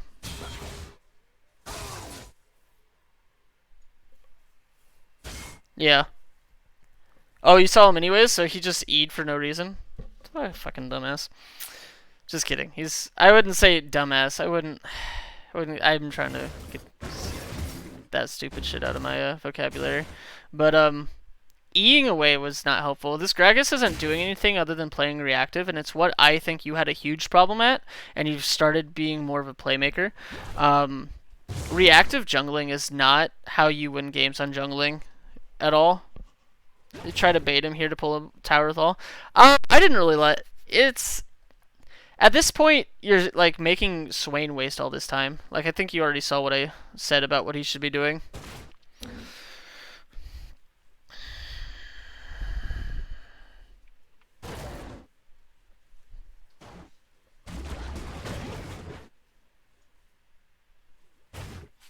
Oh, you're really you cut the line on that one. I think Swain just dies here. Okay, how much gold are you sitting on? Because I don't... You're sitting at 1,400 and you have... You could be completing the jungle item. I don't know if going wolves... I think going wolves just wastes more time. You should be backing right now, though. Well, no. You have to... I keep saying that, but Swain keeps getting pushed out of lane, so you just need to take minions. I keep wanting you to back to get items, but, like... I want jungle and boots, yeah. Like, I want you to back so much, but the Swain is getting pushed out of lane way too much for me to deal with it. I saw what happened last time when you were doing this. You gained a lot of health back on the Raptors for some reason. One of the only junglers I would say gains health and stays away.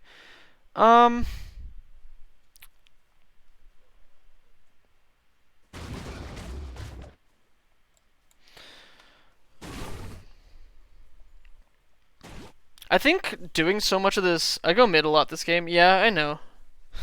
I think it's because Taco didn't play the laning phase correctly. But... I think you're actually... I don't know. I think... Instead of... I think I would have wanted to see you either back after this, or back...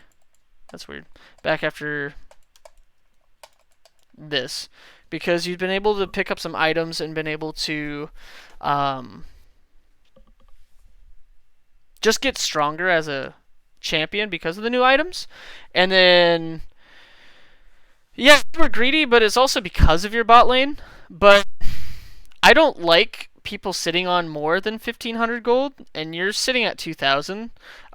If you're stomping the game, yeah, whatever, you can sit on as much as you want, but in a real competitive 5-on-5, anything past 1,500 is just wasting time. Wasting the ability to be stronger. Because if you're full health there, and you have an item upgrade, I'm pretty sure you just stomp these people. So back there was a little greedy, and it's kind of a thing I see you guys do often, which is just... overstay and greed a little bit. Yeah. I want to go back just a little bit to talk about this Gragas' positioning, because I think he chose the wrong jungler.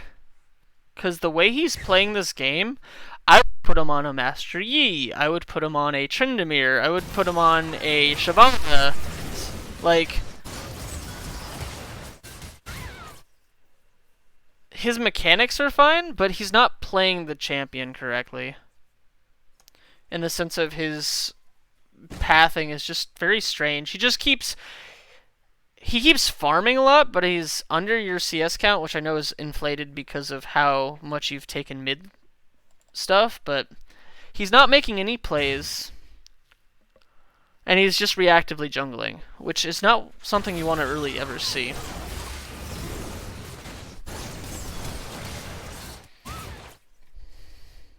Though his target selection on that ult was really good. He's a farmer, yeah. And farming is fine as a jungler, but when you're playing a non-farmer, you should be playing like not a non-farmer. Farming junglers are viable strategies. I would want to see them on a Graves, a Kindred, something like that. But he's too reactive right now. Okay, since you got a kill there, you're gonna back, and how much gold are you sitting on? 2,300. A little bit too much, but that's okay. He's going back to farming, which I agree right now, because there's nothing for him to do.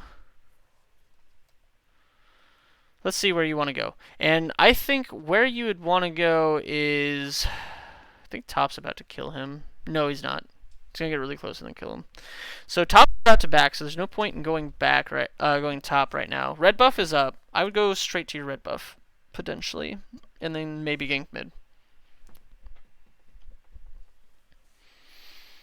Top was also very slow on calling when this guy was coming out. I really didn't like that. Like, the instant Yasuo isn't in your lane, you need to be question pinging or saying something. And I don't think he ever did. So you're going red. I think after red, you probably want to go bot. And I think you do go bot because you see the TP. But we already talked about that. They're already dead. You can't really do anything here, so you just leave. It's too late. Like, I wouldn't have even E'd. That showed exactly where you were. When mid is ahead like that, should Taco and I be making sure we have pinks on either side of the river to watch for roams? Yeah, and the reason that's a yeah is because it's changing the way your vision is. Like when I say when you're ahead versus behind, how that changes. Since mid was ahead, just warding here and warding here saves saves a lot of like roams. Like if you're warded here, he's warded there, and then like Renekton has this warded and Lulu has this warded. He's not roaming down because he's never gonna take this path. Unless he's super genius, to gank bot lane. That just doesn't make any sense. And he's never going to be able to get around these two wards unless he takes this. I guess he once took the blast plant, but like that's not what he should be doing. And you should always be playing how the enemy should be playing, not trying to guess about their mistakes. But I think Eing here was a mistake just because it shows exactly where you are, and he was already dead, so there's no point for that. So let's see where you go to now. You know Ornn is here, so you should be... Holy shit, he just dies. Swain just dies even though he sees Ornn right here. He should be gone. He should be so far gone. Nope. Oh my gosh. Okay, Taco. Ornn is right here. You are in kill range. Just the fact that he went, like, if instead of walking forward right there, he walked back, he would have lived. That one mistake cost him his life. And then you're trying to hold mid turret, which is fine. Kinda.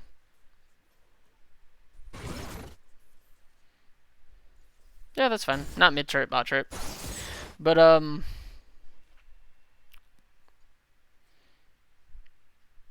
think the next thing you should be doing is probably Krugs, yep, into Raptors. Taco is not respecting. I don't know if he's tilted or something, but he's not respecting where the enemy is moving to.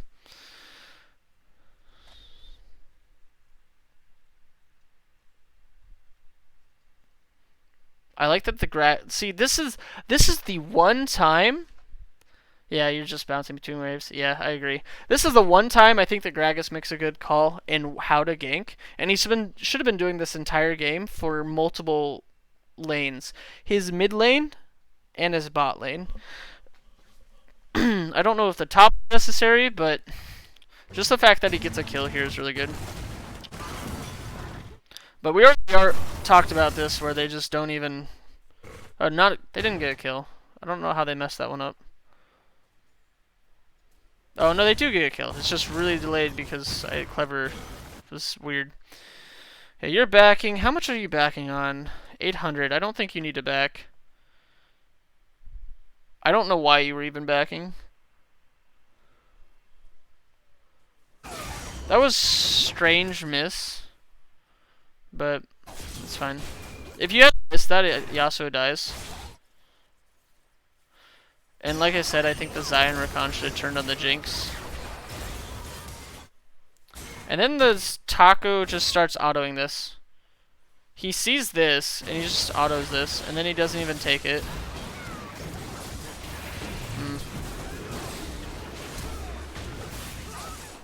Unlucky. You didn't expect him to dodge down. I agree. I don't know if he had vision of you, though. I don't think he... Yeah, him dodging down is kind of weird. Let's take a quick look at that. I want to see what he was dodging. Okay. So, he didn't really dodge, to be honest. I think he just missed. Let's take that real slow. I also want to see if he sees you ever.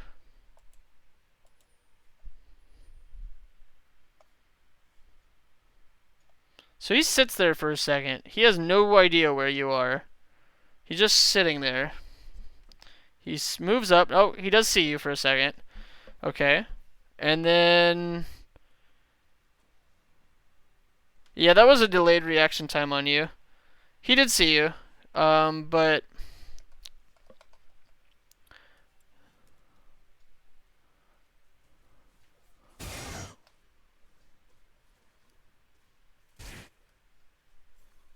Okay. That was just a little bit of reaction time. But that's fine.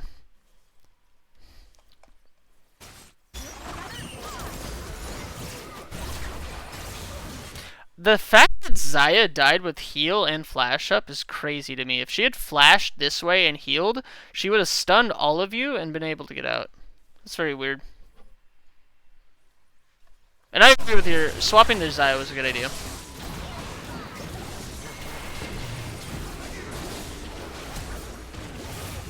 One thing I am noticing, and I'm just talking about this because I want the other team to see this, the Gragas should be roaming a lot with the Yasuo, and I'm not seeing that happen ever. Gragas gets basically a free Yasuo ult anytime he's near anything. But he's just not roaming with him, and I want to back it up just a bit, just see where the fuck he was. Oh, right, he was top killing things? Right. And then they didn't push in the wave, which was a mistake.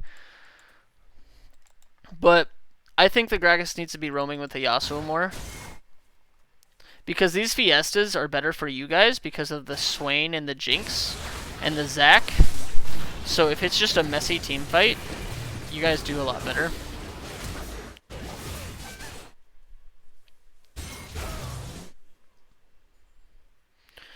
Okay. Going for this tower was a good idea.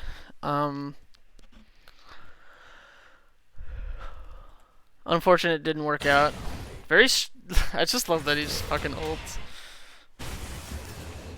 I think he probably should have killed you there if he had played that right. But you're gonna back.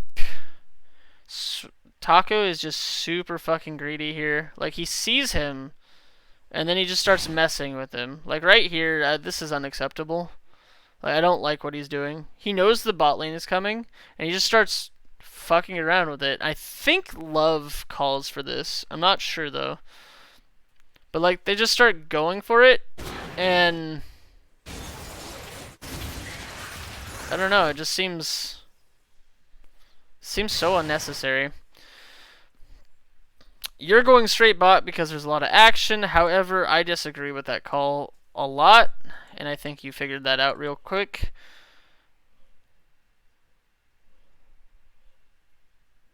You again have to hold mid because Swain hadn't backed. Renekton gets caught out. Doesn't die, but nice job. You should just start clearing your jungle. Actually, you saw Yasuo top.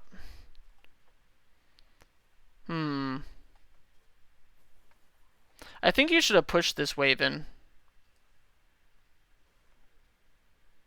Unfortunate that you missed this one. He reacted well. Yeah, I understand that.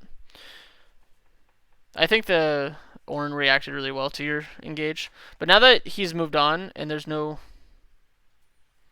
You should just be clearing jungles and that's fine. I don't know if anyone called that Yasuo's going bot. Gragas is randomly farming when they should be roaming with Yasuo. He didn't clear that ward. I understand about the worried about first tower. I don't disagree with where you go. I thought maybe you should go push mid, but it was iffy. If you had chosen to take first tower, where you were going was a good idea. But it's okay. I feel like you're having to spend a lot of time mid, and I don't think you like doing that. Because it's less about getting advantages and more about not letting them have advantages. I really hate what this Gragas is doing though. He just keeps farming.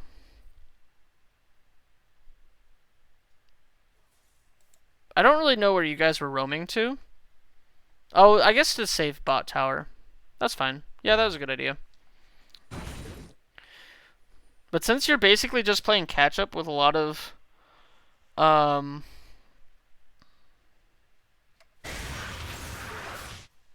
I actually think your pathing there wasn't correct.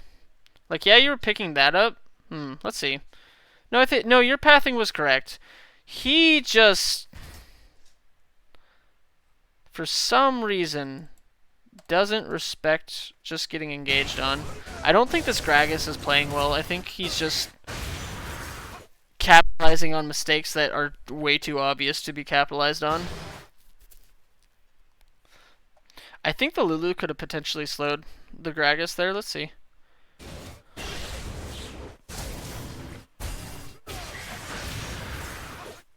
Where's this Q? Oh, Lulu. Okay, so Gragas kills Swain because Love did not slow or polymorph Gragas. If he had done either of those things, Taco survives. And potentially you guys turn on it, to be honest. But I don't really know what Love was doing there. It's unfortunate.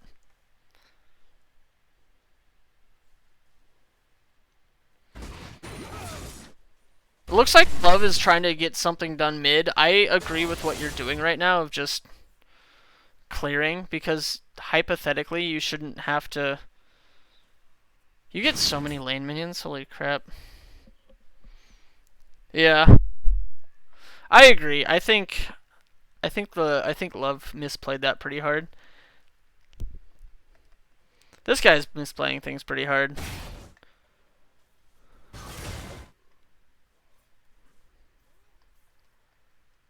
Okay, now Love is super low. I wouldn't want to do anything with him being so low. And their top laner is bot. So, for macro, champs that interrupt my jump, I know. Since your top laner is bot, you should just be playing safe. I don't know what they were doing. That was very strange. It's less about jungle pathing because the jungle pathing isn't important anymore. This is more about macro. And let's just talk real quick about this macro. Yeah, you can contest. I agree. I remember hearing about that. But so just an overall arcing thought process. The people that are ahead is their Gragas is doing well, their Yasuo is doing well. So they need to be playing around the Yasuo. And you calling for this is a good idea since they're playing around the Yasuo. And he's pretty... Renekton's actually farther ahead than the Yasuo somehow. I'm trying to deter... Oh, it's because of the Cole. I was trying to... It's like, what the... How did he get far ahead? But, their person that they want to play around is Yasuo and Gragas. And then if they're playing around the Yasuo and Gragas, Rakan and Xayah are so, like, enabled because you guys have to focus the Yasuo or you die. But if you focus the Yasuo, the Xayah will clean you up. So, sending the Yasuo top was fine. Because I'm pretty sure he just kills the Renekton, because Renekton's pushing with no pressure.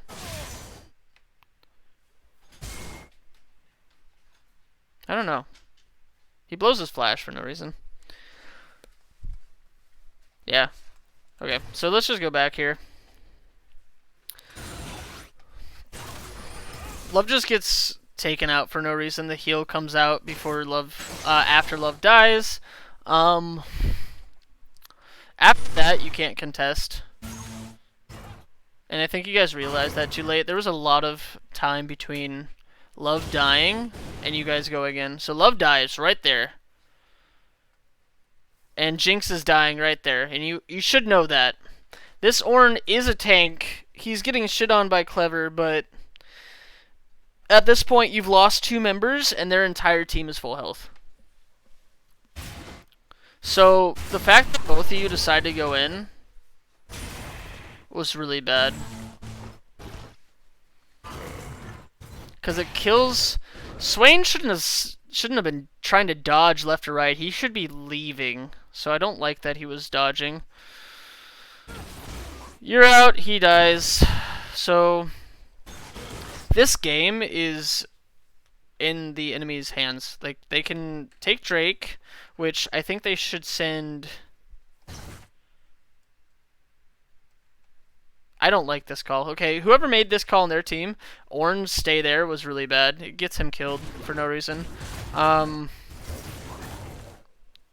They get Drake, and they should go straight bot and take tower.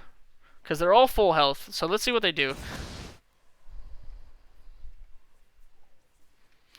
Xayah does not need to be helping this. She should be taking first blood tower.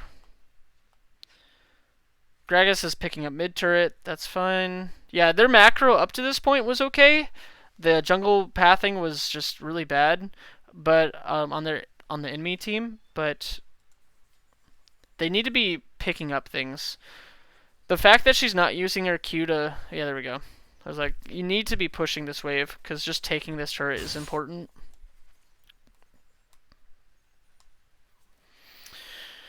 Okay, Jinx messes up there. Lulu, for some reason, decides to start going bot. Like, there's no reason to go bot. Jinx is dead. So now she's just roaming for no reason. Like, I guess to catch this bot wave, but it was pretty likely that the bot lane was going to leave on their side just because they didn't know where you were. And that would be pretty scary. Jinx by herself was a bummer, yeah. It hurt my soul, dude.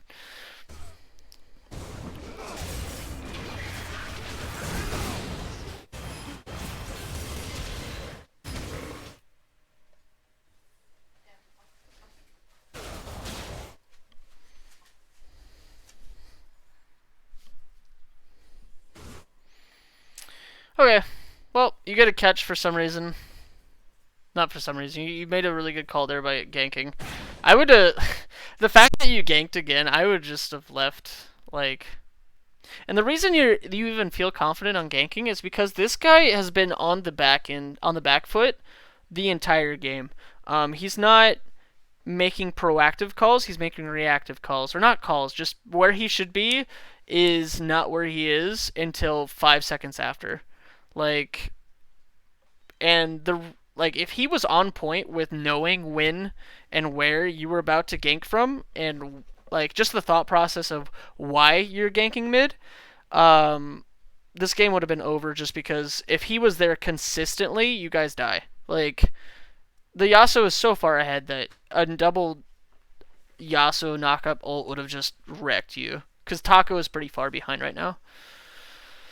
Okay, so they've lost their biggest carry. What should they be doing? They are pushing mid, which is fine. I like it. One of your players, I didn't like you having to pick up bot. I would have had Renekton, because you shouldn't be fighting here at all. Renekton's just kind of fucking around here. Renekton should have been picking up bot instead of you. But it looks like they keep trying to... This is a weird ARAM. They are one man down, so they really should not be trying to engage at all. And it's a 4v4. So I don't know. It just seems kind of weird.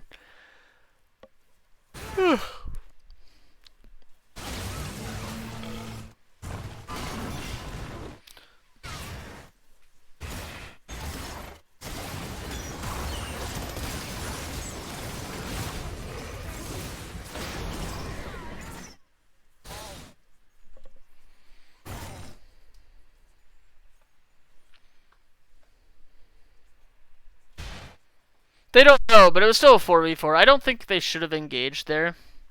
Um, the only reason they did was because Taco pulled Rakan in. If Taco hadn't pulled Rakan in, they wouldn't have engaged.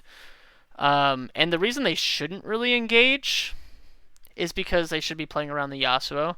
It works out fine for them, but if you had knocked up the right person, not saying, like, I don't know if you were in range of hitting the Xayah. Let's take a real quick look here. Okay, so Taco pulls him in, and he has no mana. You are not there. I think he had a Lee syndrome. I tried to send our split pusher. No, I got there late. But it's not really your fault. He's having a Lee syndrome thing where he's using his abilities for no reason. He doesn't have mana, and Renekton had already started leaving. Like, you're not there, and Renekton isn't there. Him pulling someone in a 4v3 right now is really just, with him having no mana, is just not a good idea. And it gets Lulu killed. I think Lulu should have preemptively ulted herself before the thing came out, because there's no way they're going for the Jinx. There's no one close to her.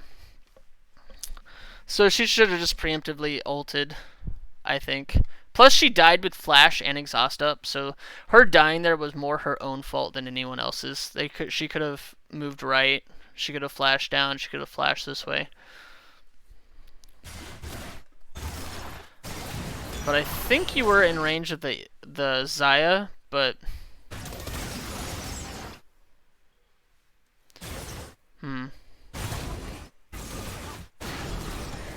Yeah. I know he's solid. He's made some really good macro calls. His micro is a little slower on the reaction time, but that's fine. He's a support main. What can he do? I'm a support main. Reaction time doesn't exist. Okay, so what they're doing right now is really incorrect.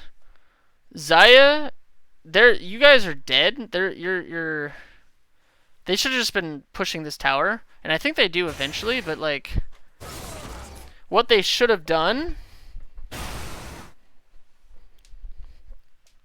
right there was just push for tower. Like, he's backing, so right now they're having a weird miscommunication problem. So he's backing, now he stops backing, now he's backing again.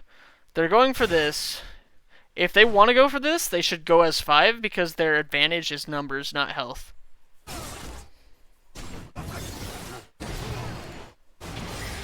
I think you only killed the Yasuo because he fucked up, but nice job. And the reason I say that is, let's take a real quick look on how this worked.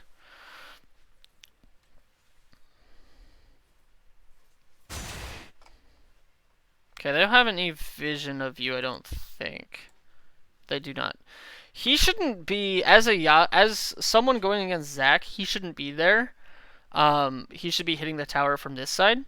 But like, even when you go in, yeah, you would not have hit anyone if he hadn't dashed through. This was a huge mistake on his fault. Yeah. So yeah, it was a good prediction on your part. You did a great job. He shouldn't have done that.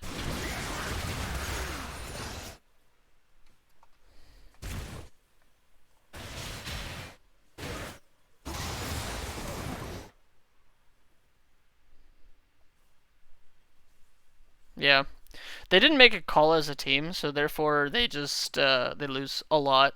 Like, the game was in their hands, and since because there was a case for that being overstaying for trying to take the tower, but if they had just immediately, like, let's go back here. If the enemy team Nope, not there. Not there. Okay. So they take this. They should immediately push this in. And what they do is the Xayah goes top for some reason. Rakan goes bot. I'd put wards here. Not really here, but like here. And this guy...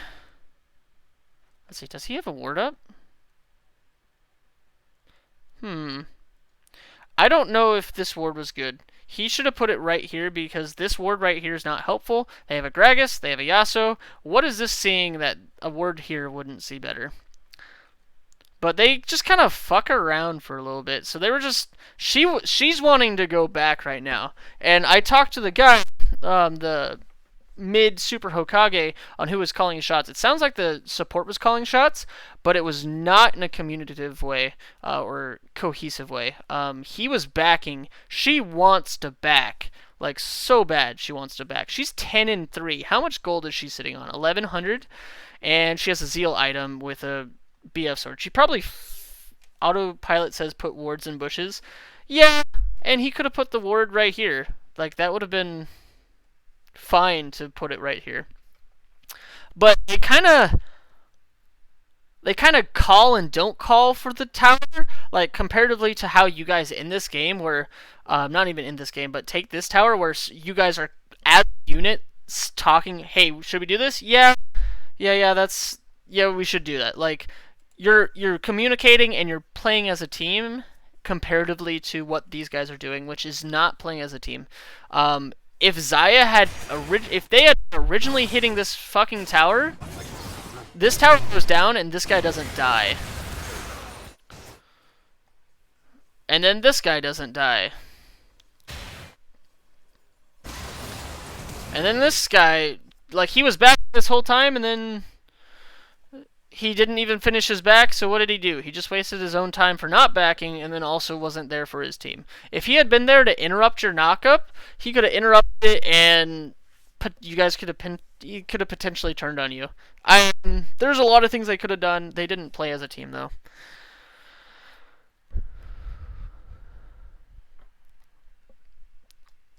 Whoever called this a Baron, good job.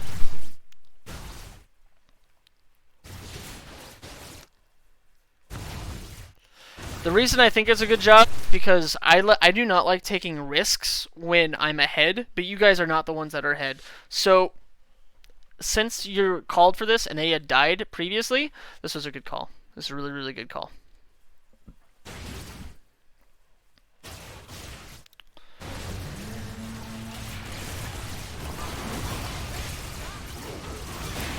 So what they did wrong here...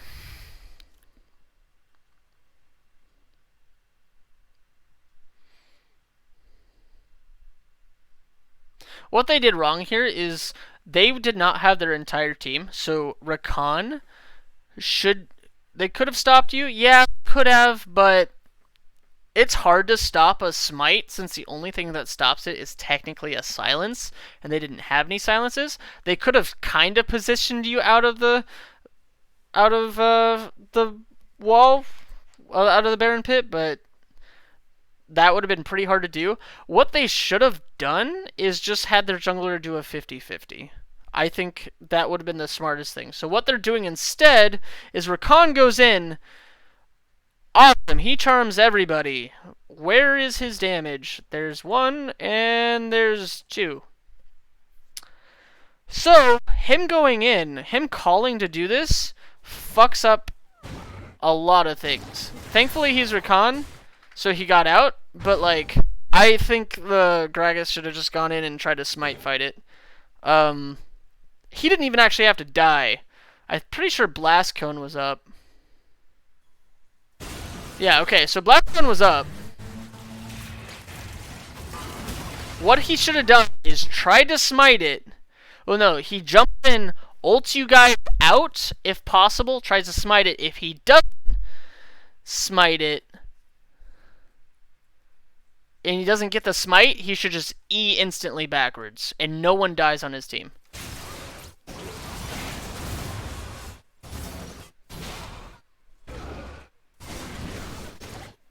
Yeah, That call was really bad. Knockup animation doesn't cancel smiting, though, I don't think. I didn't think it did, at least. Let me just do a quick check here.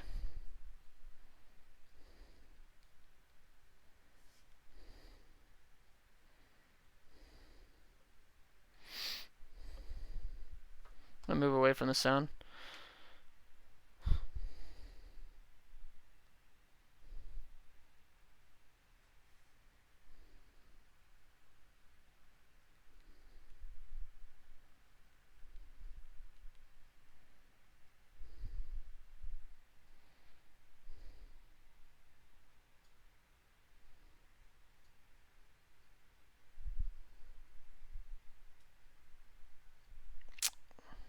I do not... Ugh. I don't know. I don't have a complete answer, but I'm pretty sure the only thing that stops smiting is silences. I think you can smite even while knocked up, because I know Nami Bubble you can smite in. I don't know. Maybe you're right. I kind of want to just look that up real quick, actually. Goo. Does knockups make it so you can't smite? I'm pretty sure polymorph makes it so you can't smite anything that silences, but I don't think knockups do. I'm not sure though. But I'm asking Goo for his sense. Anywho. So what they should be doing right now is rotating top. I don't know why they're not rotating top. You guys are all backing. The Yasuo is going to get red, maybe? The Xayah should be getting red. Xayah's fucking around, not doing anything.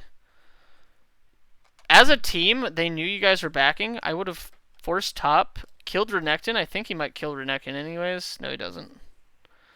But now that was their chance to take top turret.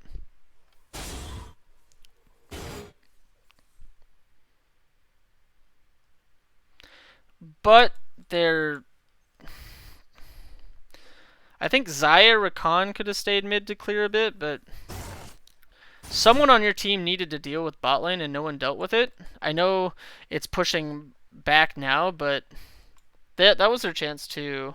Should we 4-1 or 5-0 here? Okay. Well, you all have Baron. And I don't think Renekton can beat Yasuo in a 1v1. Yasuo has QSS, so the stun doesn't do anything. Yeah, I think you should 5-0 here.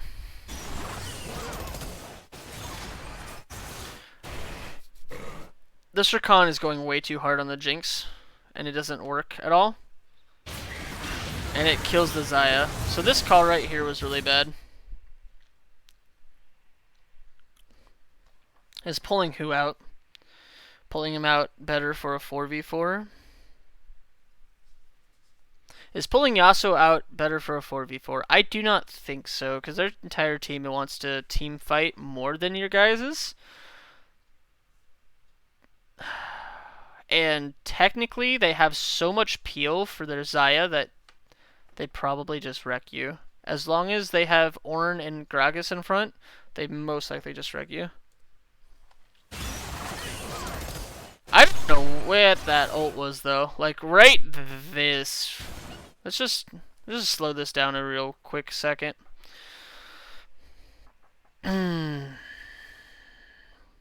So you guys have a lot of ward coverage, which I like. They have no ward coverage, but he has one ward up. So he warded up here, but they don't have any vision on anything.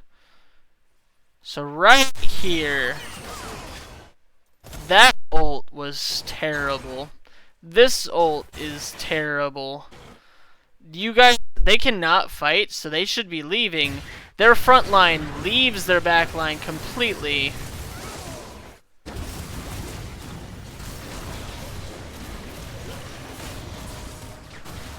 Holy shit. That was so gross to look at. So since Xayah put absolutely 0 damage out in that fight, you win. And none of their tanks even tried to help her. Because they should have played around the Yasuo, but they didn't, and now their Xayah is super far ahead. And just the fact that they're not even trying to help her is kind of crazy. But I do not think that the Xayah should have ulted the way she ulted. Like, you don't use Xayah ult as an engage, especially when you have an Ornn, I did not just hear Ornn ult. Oh, I did hear Ornn ult. Okay. Did Ornn have his ult that entire fight? Let's see. I really want to know this. Okay, so their win condition, he didn't have the ult. Their win condition is using their incredible amounts of knockups to fight. So they need to be waiting for the Ornn to have his ult back up. And to be honest, the Ornn shouldn't even be up around here. There is no reason to fight around here. Getting a pick right here is great, but it's not worth losing your entire team for. So Ornn should be up here, taking this turret if possible, because he has TP. I don't even think the Yasuo should split push too much, because he doesn't have TP. He chose Ignite, so he should be with the team. Ornn should be the one split pushing, because, to be honest, you guys don't have any split push, and the only engage is you, which is fine, but Greg can stop your engage and ult you out. So, a 4v5 for them, they have so much peel and running away ability that it wouldn't even be worth it. They have Wind Wall, they have Xayah's never going to get caught. They should not be here. They're fighting here for no reason. So if the support called for that, that was a very bad call. The Ornn should be up top taking... Like, anytime the guy has TP, you go take things. Your team, I'm pretty sure, has Baron. Yeah, your entire team has Baron. Fighting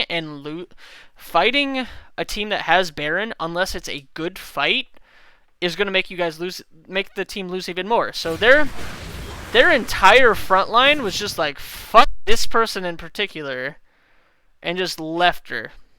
They have no engage. Nothing's touching the Jinx. The person they are layering all their goddamn CC on is Lulu. Oh God, why? Why would you ever do this? Like, what they did right there is absolutely terrible.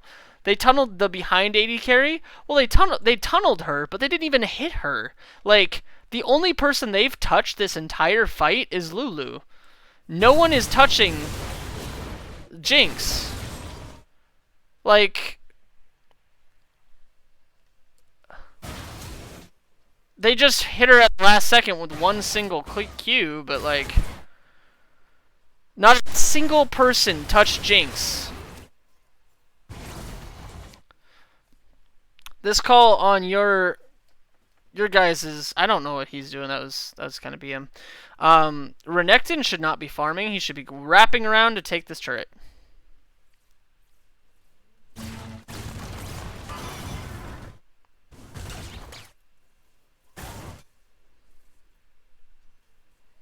Yeah, that was really weird. Going bot was a good idea, and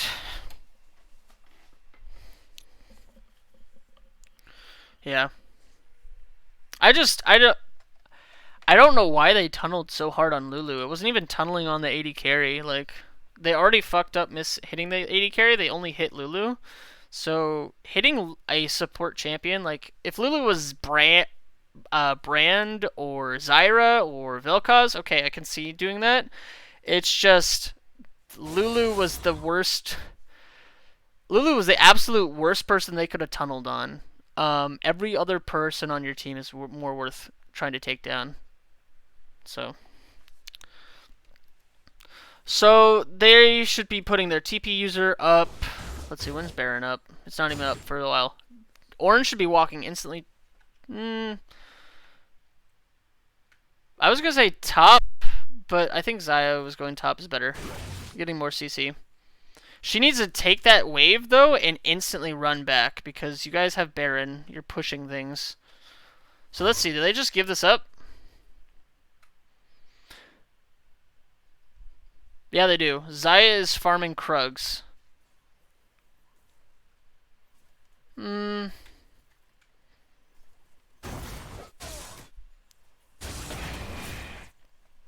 Hmm.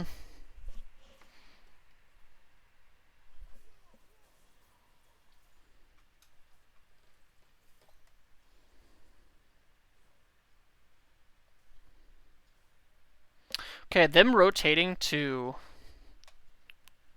Renekton is really bad idea. I don't know why you guys have backed off so far. Let's take a real quick look at this. So you guys have Baron? No, you don't. You don't have Baron anymore. But you should be pushing this wave. You guys, they should sweep around. I guess Swain is going for blue buff. That's fine. Swain going for blue buff's fine. Jinx shouldn't be by herself. That's fine. Swain's not going for blue buff anymore. They're kind of... He's a Bia. He BMs a lot. But,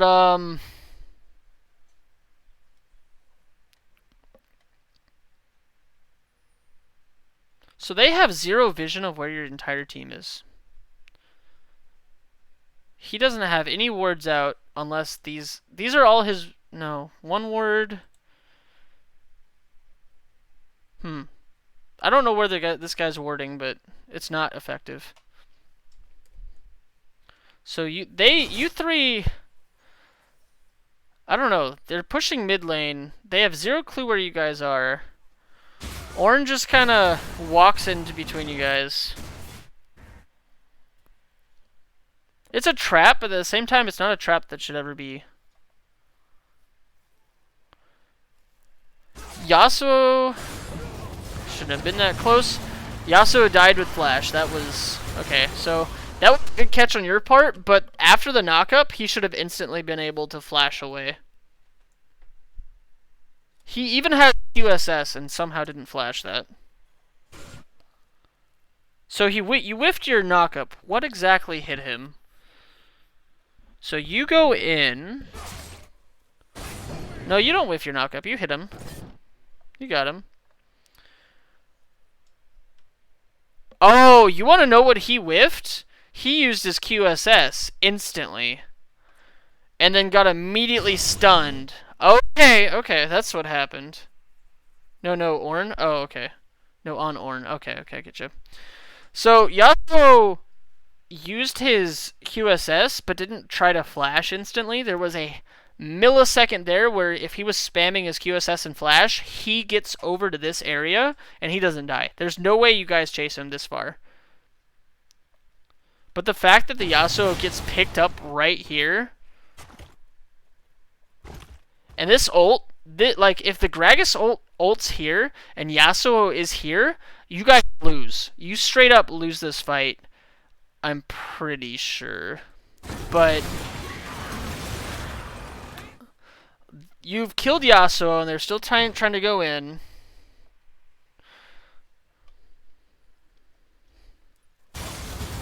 I do not agree with that, because not a single one of them is hitting Jinx. Xayah has not laid down a single auto attack, so this is where they fucked up.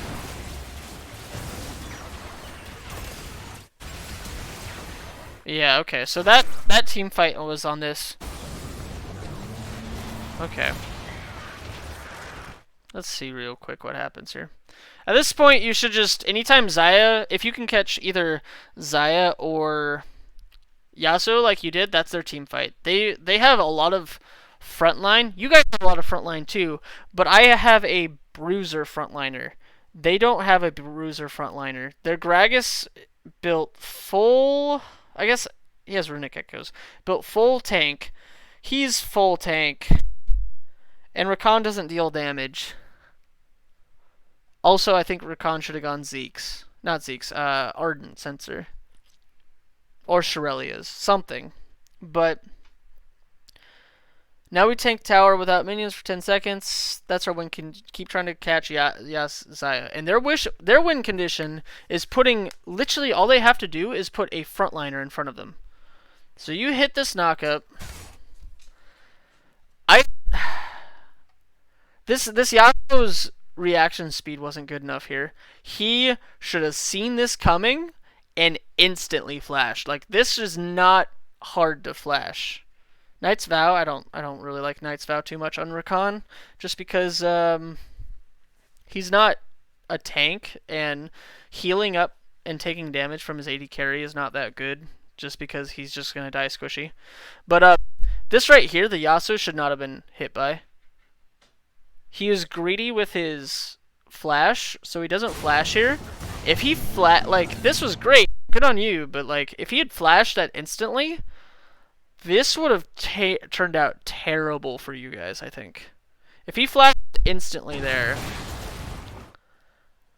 and their Horn is just about to come in and hit you, and their Rakan is right there to get all of you together, because there's 1, 2... If Gragas keeps his... shouldn't be looking for engages like that. The engage was fine. It's just... I'm trying to decide if it was good or not. It was good. The result was great, but I'm trying to decide.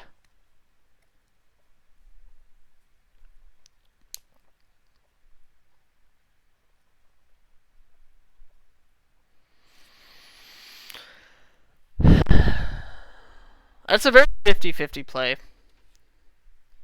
Yeah. To be honest, I think I agree. I think you did a fantastic job at calling for it. There's some times where you have to make a 50-50 play. And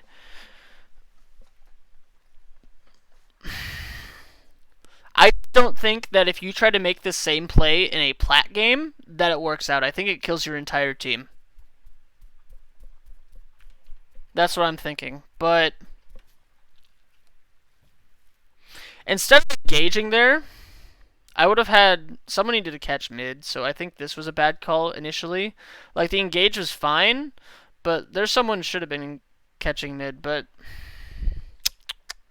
Like I said, it's very... The result was amazing. It was really, really good. It's exactly who you needed to kill, but...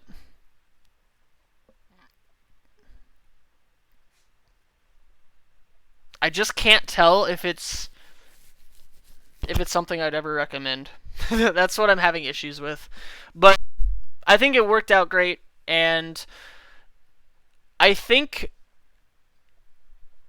you made the right call. And the reason I think you made the right call is because... I need to stop listening to this fucking... There we go. The reason you made the right call is because throughout this entire game, Yasuo's reaction time has not been fast. Not fast enough, I guess. So making that call there is great. However, if you had been playing against this guy, and every single time you try to go into knockup, he knows exactly which way to like move and which way to react to, then it would have been a bad call. But it was a good call because this entire game he has not been able to react to your knockup shadow. There's been multiple times that he had flash up or he had a dash available, and this knockup shadow was going towards you, and he never dodged it. So I think, to surmise, I think it was a good call, and I think it would be a good call in the sense of, even in a plat game, if you notice a Yasuo or any player just not react correctly, you should try to abuse that, because on your team, Taco is not reacting correctly, and Lulu isn't reacting correctly. So I think I think that was a good call.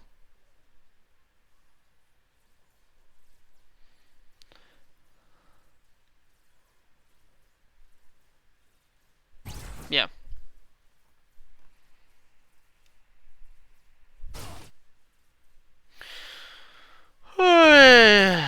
Taking things. That was really risky on Love's part. Trying turn aggro goes for the closest champion, and he knew he was leaving, so that was kind of risky on his part, but whatever. Let's go. Whoever made this call right here, just the fact that all of you are making the call, like, I know this guy is super low. Love is super low, but he's consistently applying Ardent Sensor on Jinx to make her auto attack faster. I don't know if you even get this Nexus turret if Love isn't here. Like, just the fact that your entire team moves as a unit is exactly what you should be doing, and their entire team was not doing that. I also don't agree with them swapping roles, because between the two games, they swapped the jungler to the top and the top to jungler. I think learning a specific role is what you should be doing. It might work if you feel good as a team, but like, and I'm fine with people. Yeah, greatest strengths. Yeah, I think our win this game was Def's teamwork. Yeah, I agree, but I think it's fine if you swap mid for top or top for mid, or maybe mid for AD carry and AD carry goes mid and shit like that.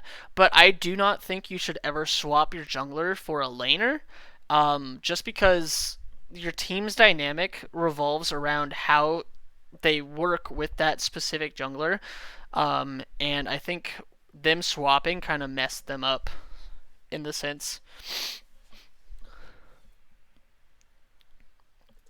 Anywho, what they should be doing here is stalling. Looking over builds, Warmogs is okay. I probably would have preferred ZZ Rot right now, just because they are so behind that they need to be stalling the game.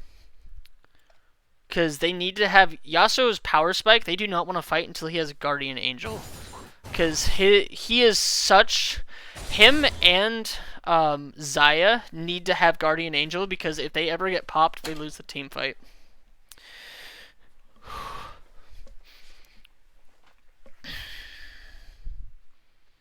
Let's keep going. So, I do not think they need to send... Yasuo on top's fine. I would have... Yeah, Yasuo's fine. Right now, the objectives is Baron. They need to be pushing top. You guys don't have any TP users, which I don't typically like, but normally your top laner is going to have a TP user. You'd put them in the bot. Their TP user needs to be going straight bot. And the reason it needs to be going straight bot is because... Thank God you didn't do that. If you had done that, we were going to be done. Yeah, I think they need Guardian Angels. But, the next objective is Baron in 19 seconds. They need to have their oranges pushing bot and then just fucking around with you. You guys, they have such a good, like, disengage. Like, look how hard it is for you guys to engage when they don't want to be engaged on or aren't locked up.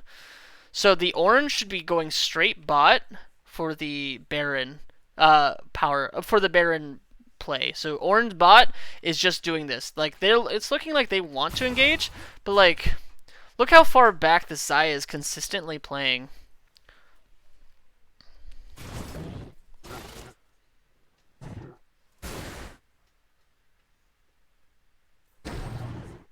Okay, that was a good flash. Okay, now that you've blown your ult, the orange should just be ulting in.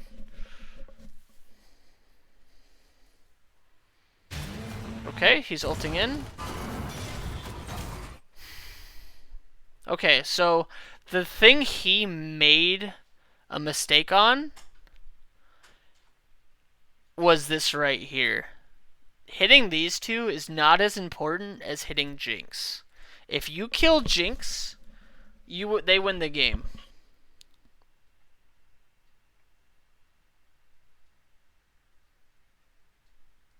I'm gonna take this really slow. Okay, that is a 4-0.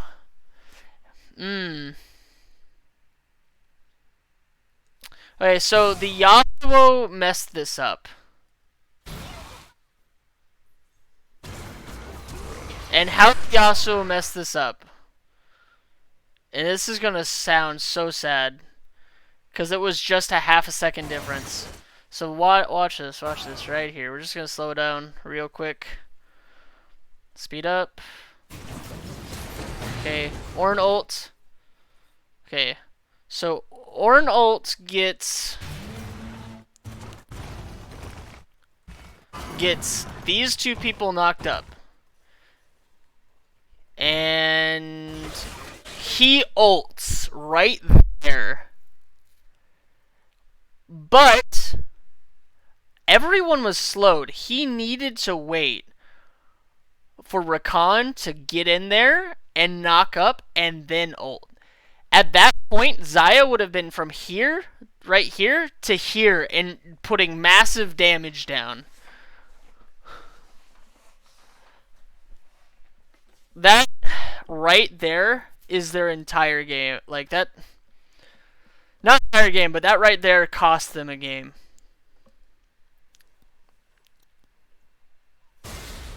Just that 4-man knockup and not layered with CC. Because this knockup doesn't even really affect Love and Swain because they're being pushed down right here. They hit the ground and they're not even in knockup stasis. Right here. Come on, there we go. Right here. Because the Yasuo ended their knockup animations. Going towards Xayah was the right call, I agree. Because... yeah, that was the right call. Yasuo goes down to affect Love, which I don't agree with. Jinx is getting a ton of rocket damage down. Taco needs to stop going right, needs to start going left. That's a good... okay.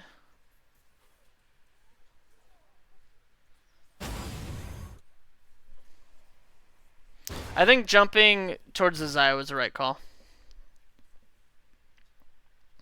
And I think that's the game right there, right? Yeah, that's the game. But the fact that the Yasuo did not wait half a second later ended the game for them, unfortunately. Okay. Shh. Okay. Okay, so we're just going to have a summary here of each lane and jungle pathing on this game. Top played correctly all the way until he got way too aggro and pushed the Ornn in. Ornn needed to...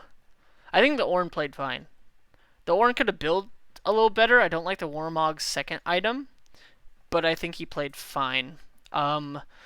They should have put the TP user on the opposite side of the map because you guys can't really engage into them very easily. There's you, but like they can keep you at an arm's distance pretty easily. After the game review, I'm feeling like we got very lucky. Yeah, there was a lot of things here and there. Your calls were good though.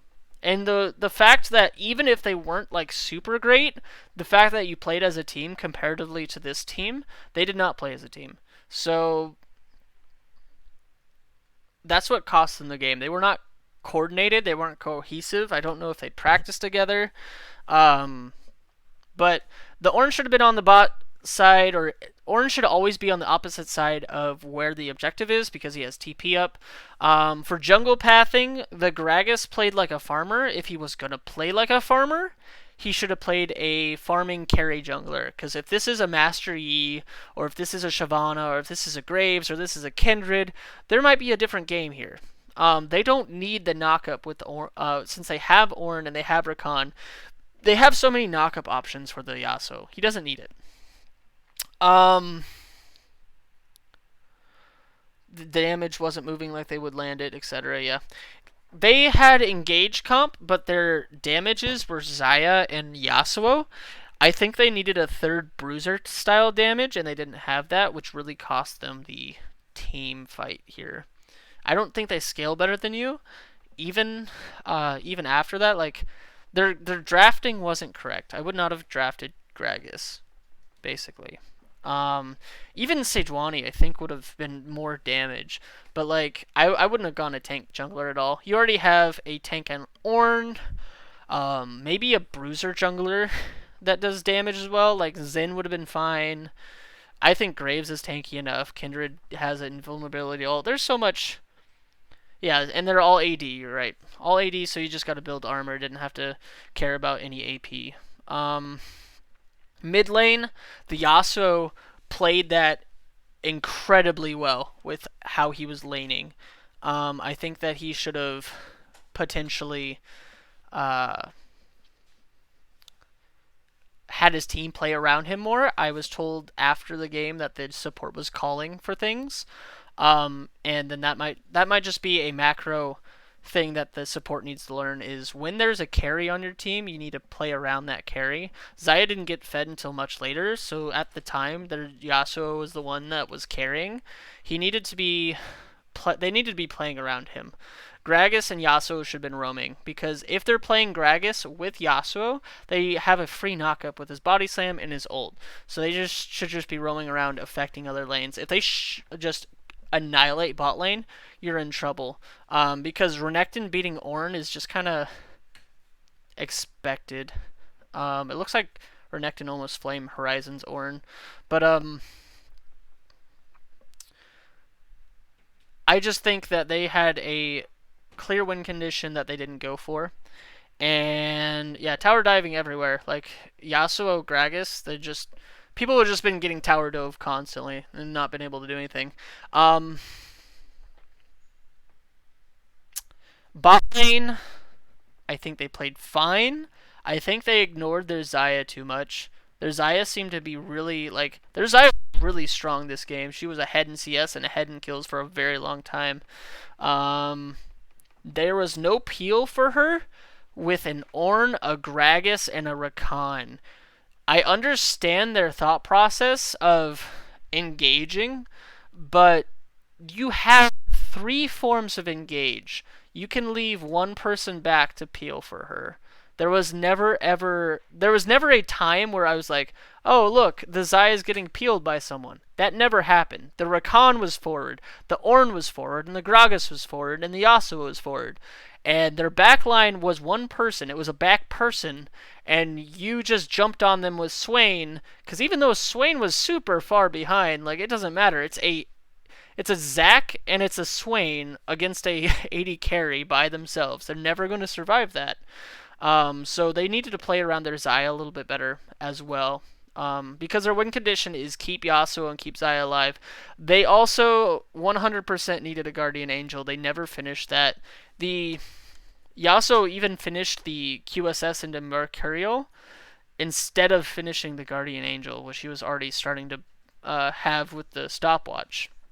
She never, the amount of times the Xayah got focused, she needed to have either a QSS or a Guardian Angel, and she didn't do that. She built full damage, which, great, you're doing damage, but when you're never part of the fight, and you're never getting autos off, and you're never getting E's off, what are all those damage items doing for you?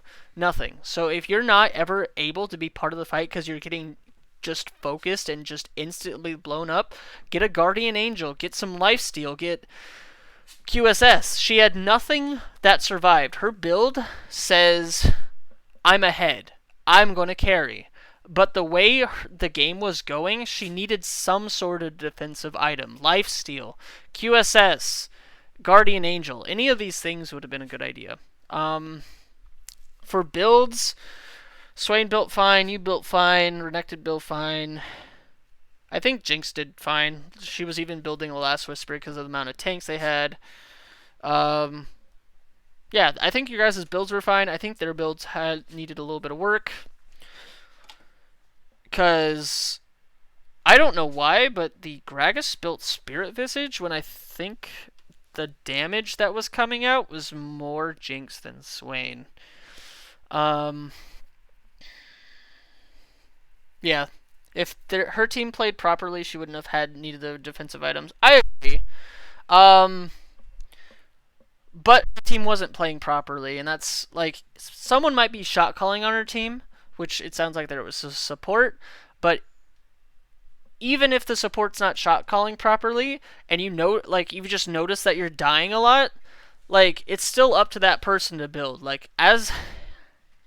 It's very rare that as a shot caller I ever tell people to build stuff unless I'm just hey look, they have a Vladimir and a Swain, and none of us have grievous wounds. Let's someone build that. Like that's sometimes I'll call for items, but like the amount of time she died was just an indicator that she needed something. Um, in thoughts, I think their team played their laning better, except top lane, but even top lane, our top laner wasn't playing it correctly after a while. Their bot lane had an issue of AD carry was walking away while Rakan was going in, and if you engage on a Lulu Jinx and you don't have you're not communicating correctly, you're just gonna die. Other than that, I think it was a good game. So I'm gonna get some timestamps, review some shit, and I'll talk to you guys later. See you.